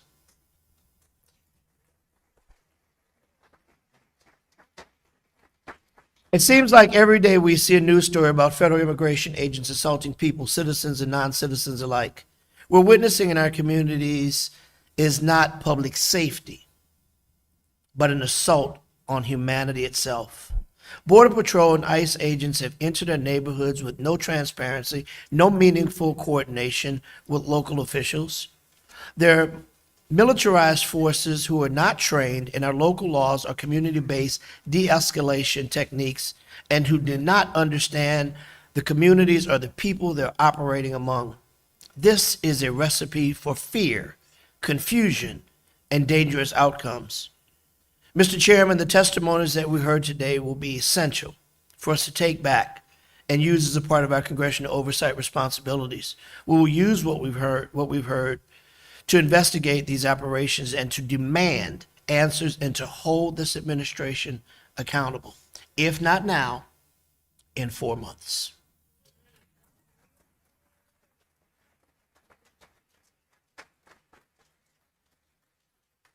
Mr. Mayor, as it was mentioned, our illustrious ranking member, soon to be chair again. That's right, you can clap for that. Many of us began our careers in local government, so we know the challenges that you have. So I've got a question. How cooperative have they been in sharing information with you? And how difficult has it been? And I asked that for a reason, because I wanted on the record to be able to use this again as to what happens in some communities and what doesn't happen, what happens in others. As it pertains to federal law enforcement agencies, This particular situation. we have not had any communication from those agencies. Been fortunate to hear from our elected representatives, including Congresswoman Pingree, but as it pertains to the individual departments and their leadership, none whatsoever. Thank you. Ms. Roche, can you describe how the Trump administration's mass deportation agenda is threatening the civil rights and civil liberties, including migrants and U.S. citizens? Absolutely. Thank you. Yes, so Johan Sebastián's death is really the direct result of this administration's mass deportation campaign. And the way they're doing that is they're really implementing it in a number of ways, starting with just a barrage of really inhumane policies that are really trying to strip away people's ability to gain or retain legal status, and also enforcement measures that are really trying to create a climate of fear and chaos and confusion, so that even those who are not being deported and even those who have a lawful process that they can follow are choosing to not follow that because they're so fearful and are trying to self-deport. This is also really, as you've mentioned, the result of the so much funding and appropriations, billions and billions of dollars that are funding this activity. And it also is really a result of years of failed attempts to really have comprehensive immigration reform.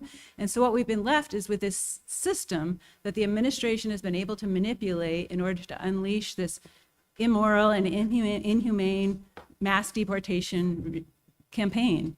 And it's causing deaths like Johan's and others. And we just have to ask, how many more deaths are we willing to accept before we stop this? Thank you. Ms. Chittum and Ms. Cron, you run agencies or operate agencies that provide services.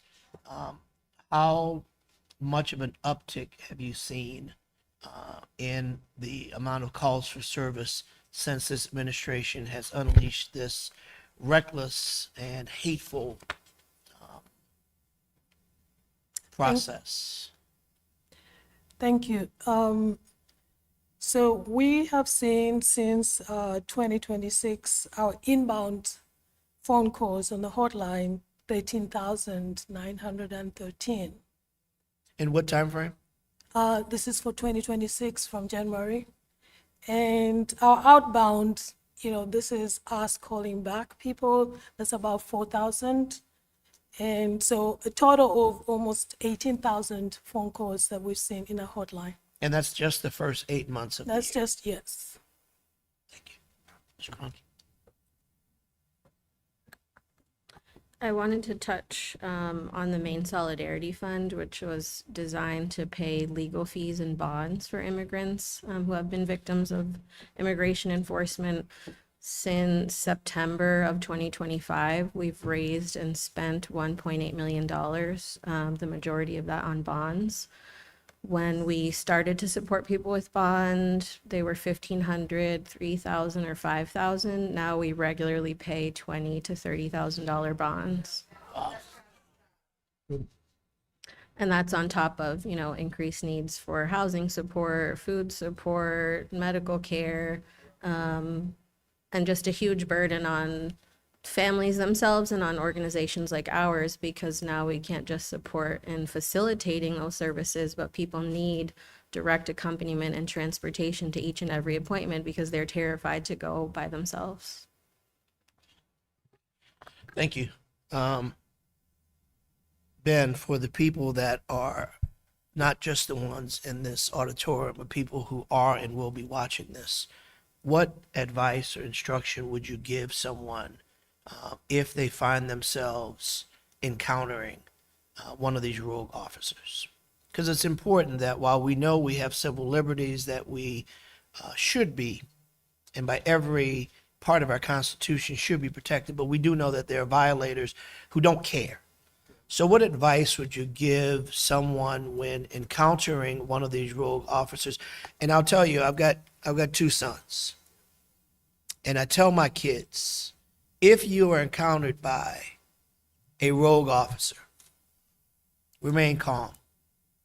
Make it home alive. Daddy will fix it tomorrow. But you got to get home alive because you can't uncrack a skull. And unfortunately, you can't bring back a life.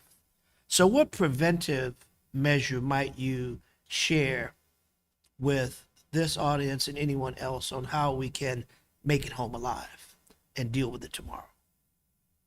Representative Carter, that's just such an important question. I wish I had a clear and easy answer for you. What I would say is that, I mean, you obviously want to do as little as possible to try to escalate things, like you say, just go along and try to survive until the next day so that you can pursue your lawful legal process. The other case that we have for the Colombian immigrant in this country, whose name happens to be Juan Sebastián Caraval Muñoz, he was here on an H-1B visa. He's the engineer, I think you alluded to, Representative Pingree, who was taken into custody on the catch of the day, January 22nd. And he was here, he got his master's degree from the University of Maine in civil engineering. And then he was working, repairing our roads and bridges in this state. In fact, he's still here doing that today. But on January 22nd, he was stopped by ICE agents. He immediately offered to show them his real ID, which he did. He put the real ID right up to the window to show the agents they had a real ID, which you can only get if you're lawfully in this country and have a visa. They disregarded that, bashed in the window with a crowbar, and hauled him out of his vehicle while it was still running. His cell phone fell to the ground, and they cuffed him and put him into a vehicle and began to drive him around. They then, within a short period of time, understood that there was no lawful basis to have abducted him, and they didn't care. They still continued to hold him and brought him down to a holding facility in Burlington, Massachusetts. He didn't resist. He went along with it. He offered to show his immigration papers, which he had in his possession. They declined to look at them. And 15 hours later, they let him go. That strikes me as about the best you can do under these current conditions. He's alive today. And none of that should have ever happened to him. And if that were your son, I'm sure you'd be extremely angered about it, as he and his family are. But maybe that's the best we can hope for under the current circumstances.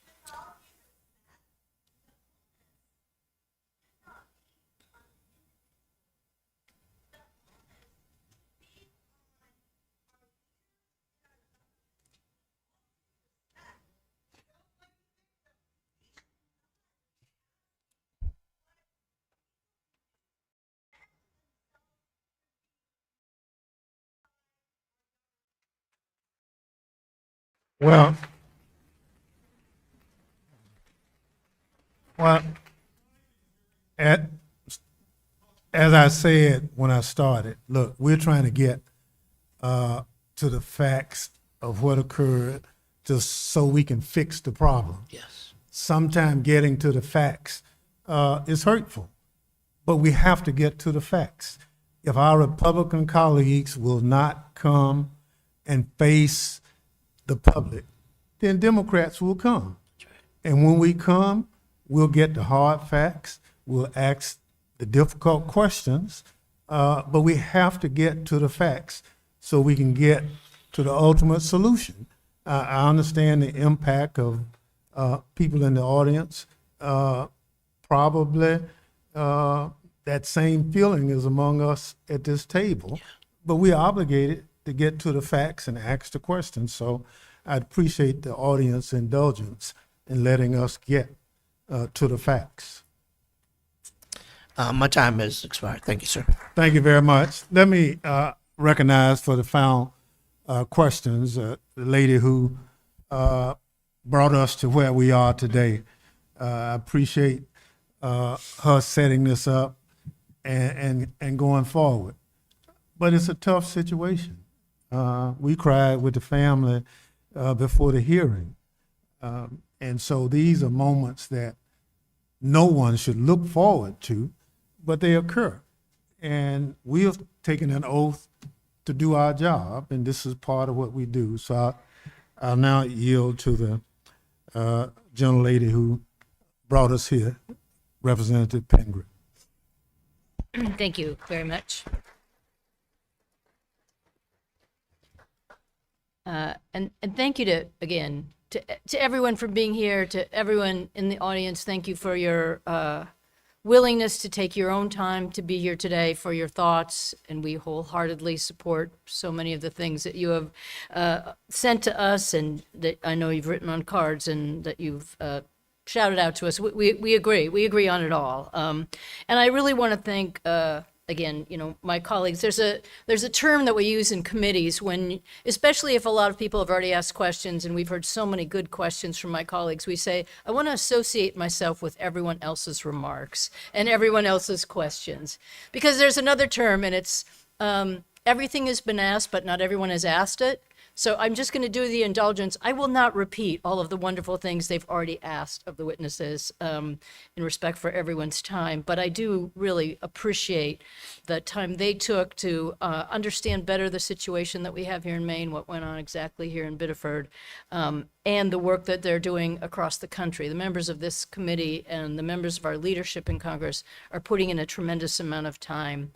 We hold 215 seats in this current Congress, and all 215 haven't come today, but I hope this gives you a sense of the amazing people I serve with and their dedication and concern about what's going on and their willingness to fight back. And we will not stop that fight until we are back in the majority and can do everything we possibly can to stop this lawless agency.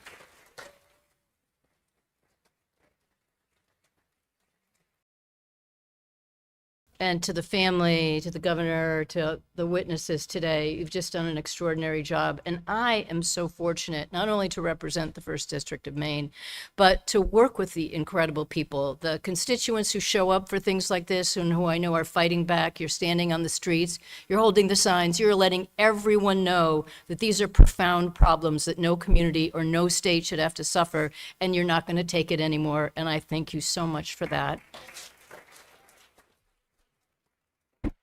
We've had a room full of elected officials, local representatives, city council members, state senators, people who don't even represent this district but wanted to be here. And I have the extraordinary privilege of working with them and chatting with all of you and seeing you at the rallies and knowing how much you are showing up for your communities. I'm just so grateful to be able to work in these horrendous times with good people who care so much. So thank you for all of that and all that all of you are doing, which is really the work that carries on every single day.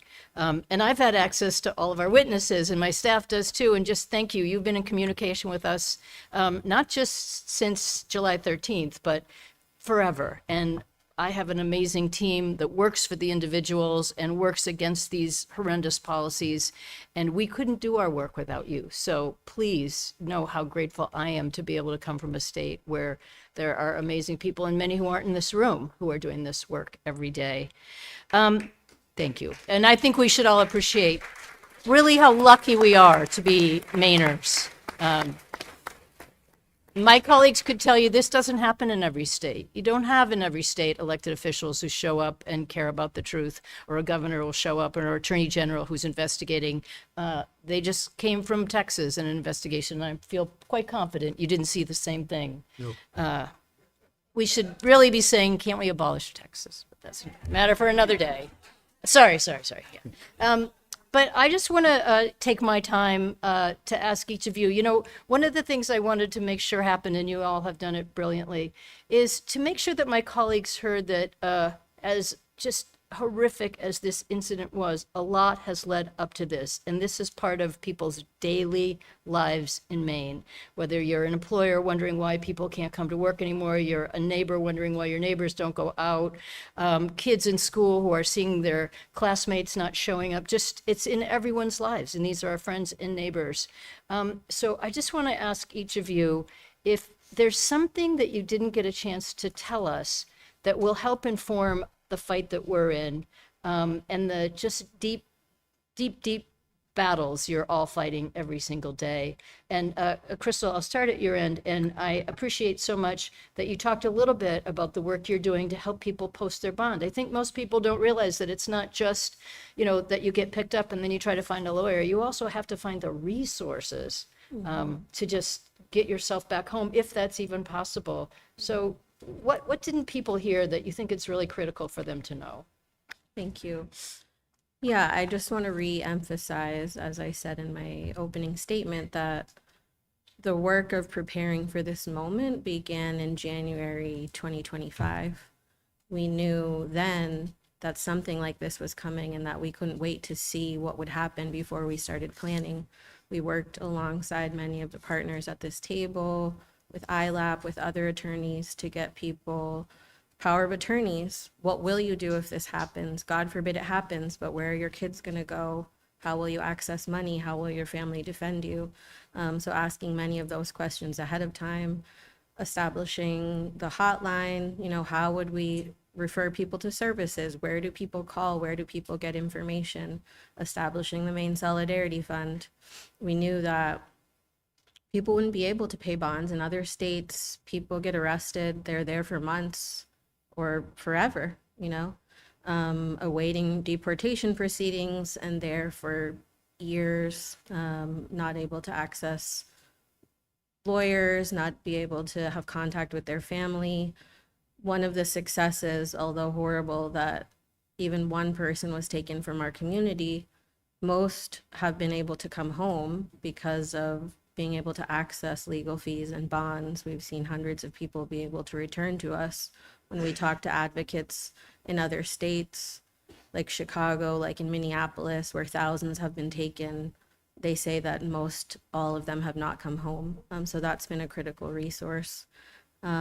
Training community members to be observing and exercising their First Amendment rights. As I said, we had many people on the streets watching the terror that was happening. They were followed to their homes. They were punished for looking out for everyone, but that took months and months of training people, reminding all of us that we do have rights, so we're being terrorized for exercising those. So training, across the state, not just in this area, and having the supportive community at our back. I think that. Thank you. That's that.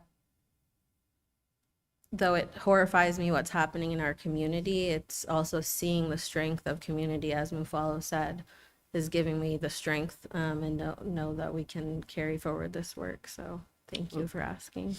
Thank you so much for doing it. And also for reminding us that ICE is also going after the people who are legally protesting and exercising their right of free speech, which includes many of you, I know, and thank you for doing that. It's so important to stand up as American citizens for what's right.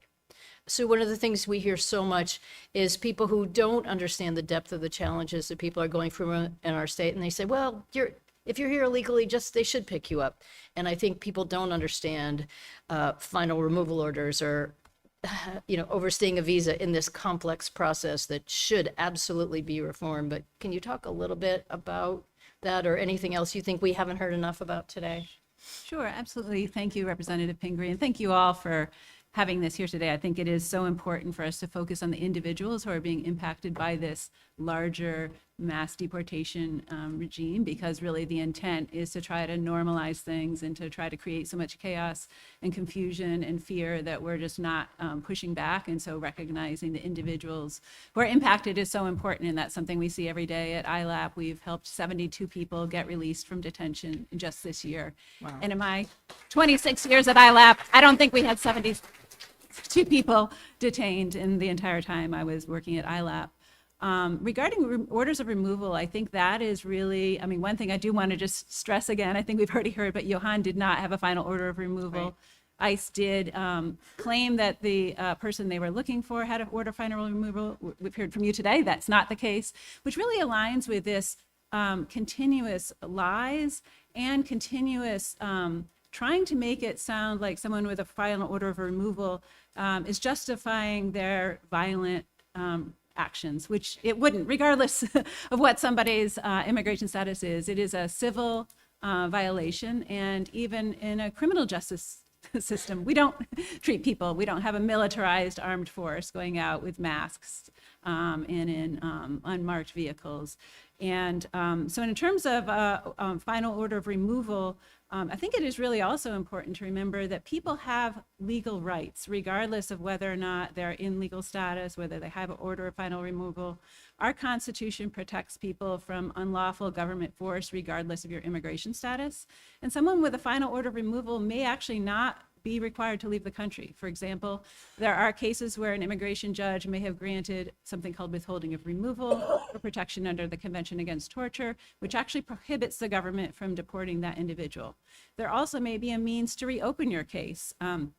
For example, we have been seeing recently what's being called mega master hearings, where the immigration courts are scheduling large hearings with large groups of people who all have a hearing together at once. And what they're doing is they're sending out notices to reschedule hearings that were already scheduled, and they're scheduling them for earlier dates. Sometimes people aren't, and multiple notices.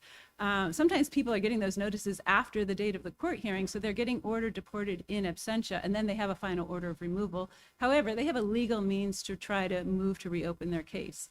Somebody also might have a change in circumstances where their country there's been a change in country conditions, and they now face fear if they go home. So they could now reopen their case to apply for asylum. There are a lot of different ways that people may have a lawful process, even though they have an order of final removal. But I think it is important for us just to remember, like, every human has constitutional rights, and this administration is trying to make us forget that, and they're trying to numb us so that we turn a blind eye. And I'm really happy that you're doing this here today, because it's a really important step towards not showing a blind eye. So Thank you so much for your work. Thank you. Hopefully your work is so important to people in Maine. What haven't we covered today that is, you just want to make sure my colleagues hear?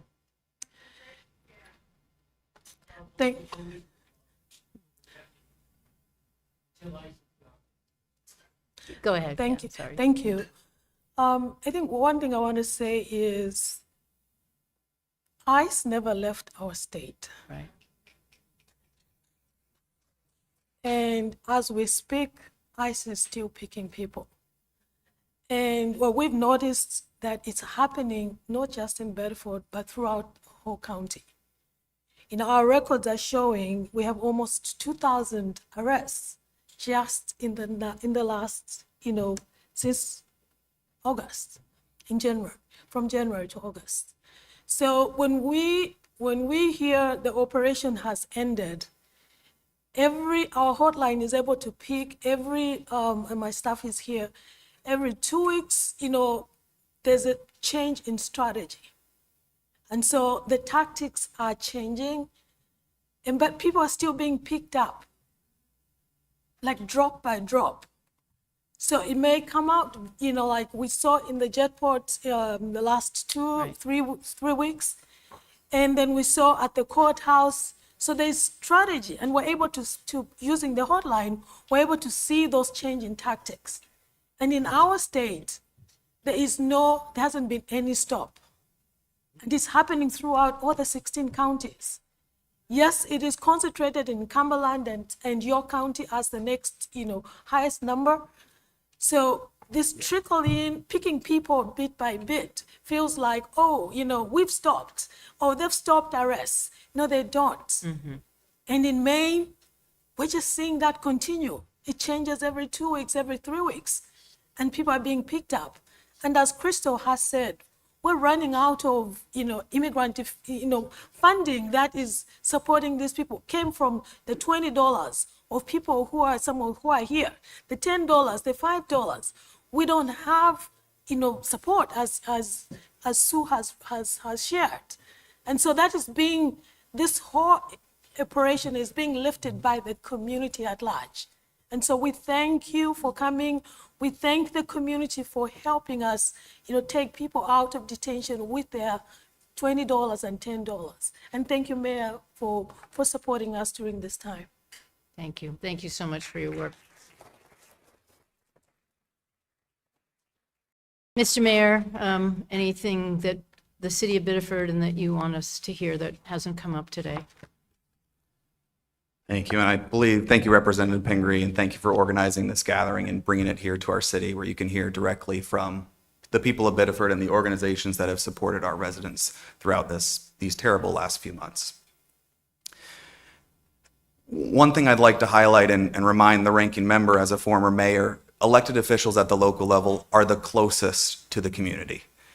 We are the neighbors of the people who are asking us to do more, to be supportive of our community, to respond, and we need the tools to be able to do that. Your federal authority supersedes our own, supersedes our state authority. Our state has taken action, our city has tried to take action, but it's the federal level ultimately that has the authority that we look to keep us safe. Right now, that's not what's happening. We are exploring, my office has had to have conversations with the mayor's office in Minneapolis, in Houston, in Chicago. That's not a position we should have to be in, to have to look to the expertise of other cities who are dealing with the same national issue, that these cities become targets. I think that makes it all the more crystal clear that this is a federal problem that we need a federal solution for and federal accountability. Thank you for that.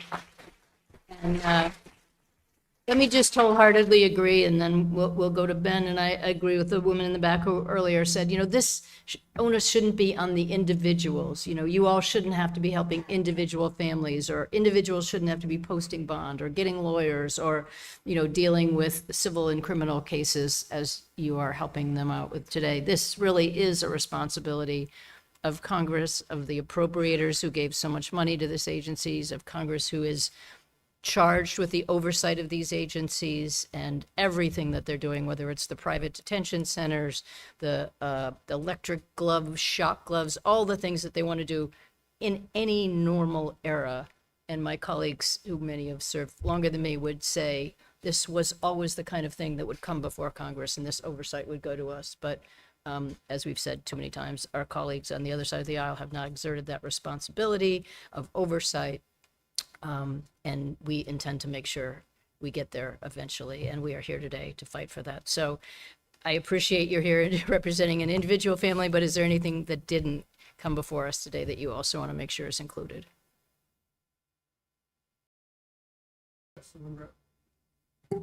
When Representative Clark asked me the question of what I would advise individuals to do if confronted with a situation like this, I took the question literally and analyzed it as a lawyer would in trying to search my mind for what I would advise somebody. And someone in the audience rightfully called me out, perhaps. What's interesting about this whole process and why it feels so surreal to so many of us, I think, is because we're operating on a legal and a rational framework in a world where that is quickly disappearing. And the fiction that's been entertained is that there's any problem whatsoever that ICE is here to solve. There's no problem at all. You've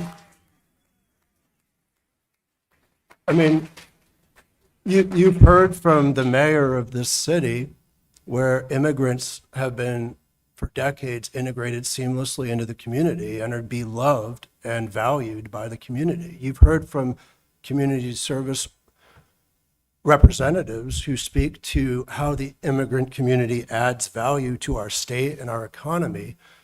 There's literally no problem. And so you start with the framework that you as elected representatives and government officials, generally the process is identify problem, seek solution. But that's not what, we all know that's not what's happened here. It's what's going on is that the immigration policies are dictated entirely by political ends that have nothing to do with the facts on the ground. And so there can be sort of when we're having a rational conversation about an irrational world, it can sort of feel like we're all rearranging the deck chairs on the Titanic, and nobody here has the power to change the course of that Titanic.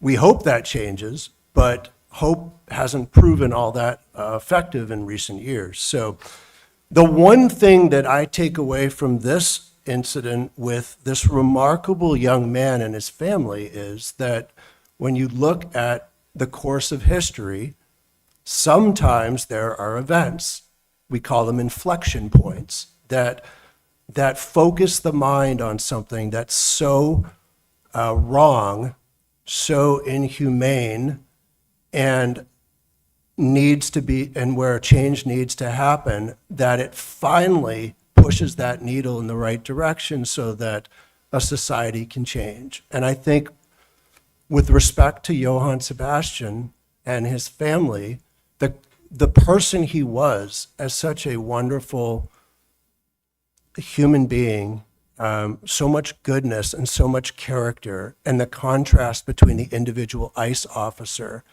of somebody of such low character, creates an opportunity maybe that this could serve as an inflection point going forward. And I very much hope that it does.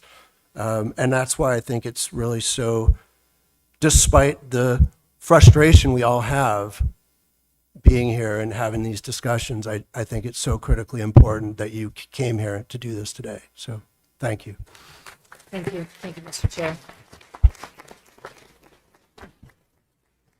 On behalf of the members assembled as well as the Democrats on the Homeland Security Committee, let me thank our witnesses. Let me thank the members of the audience for their participation, their engagement, their shout outs and whatever for this hearing. It's part of our democracy.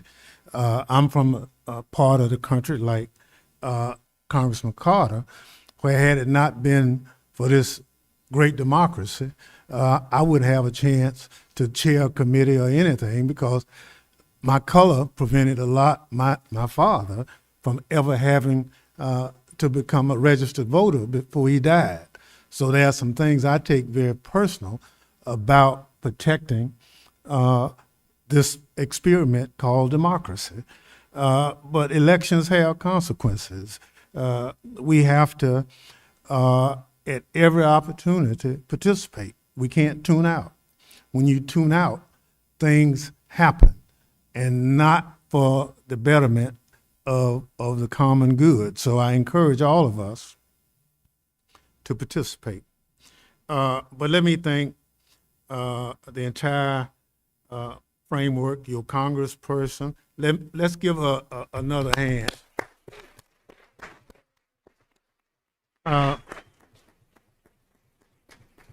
See, I don't have to tell you, you're fortunate to have a jewel like your congressperson in this district.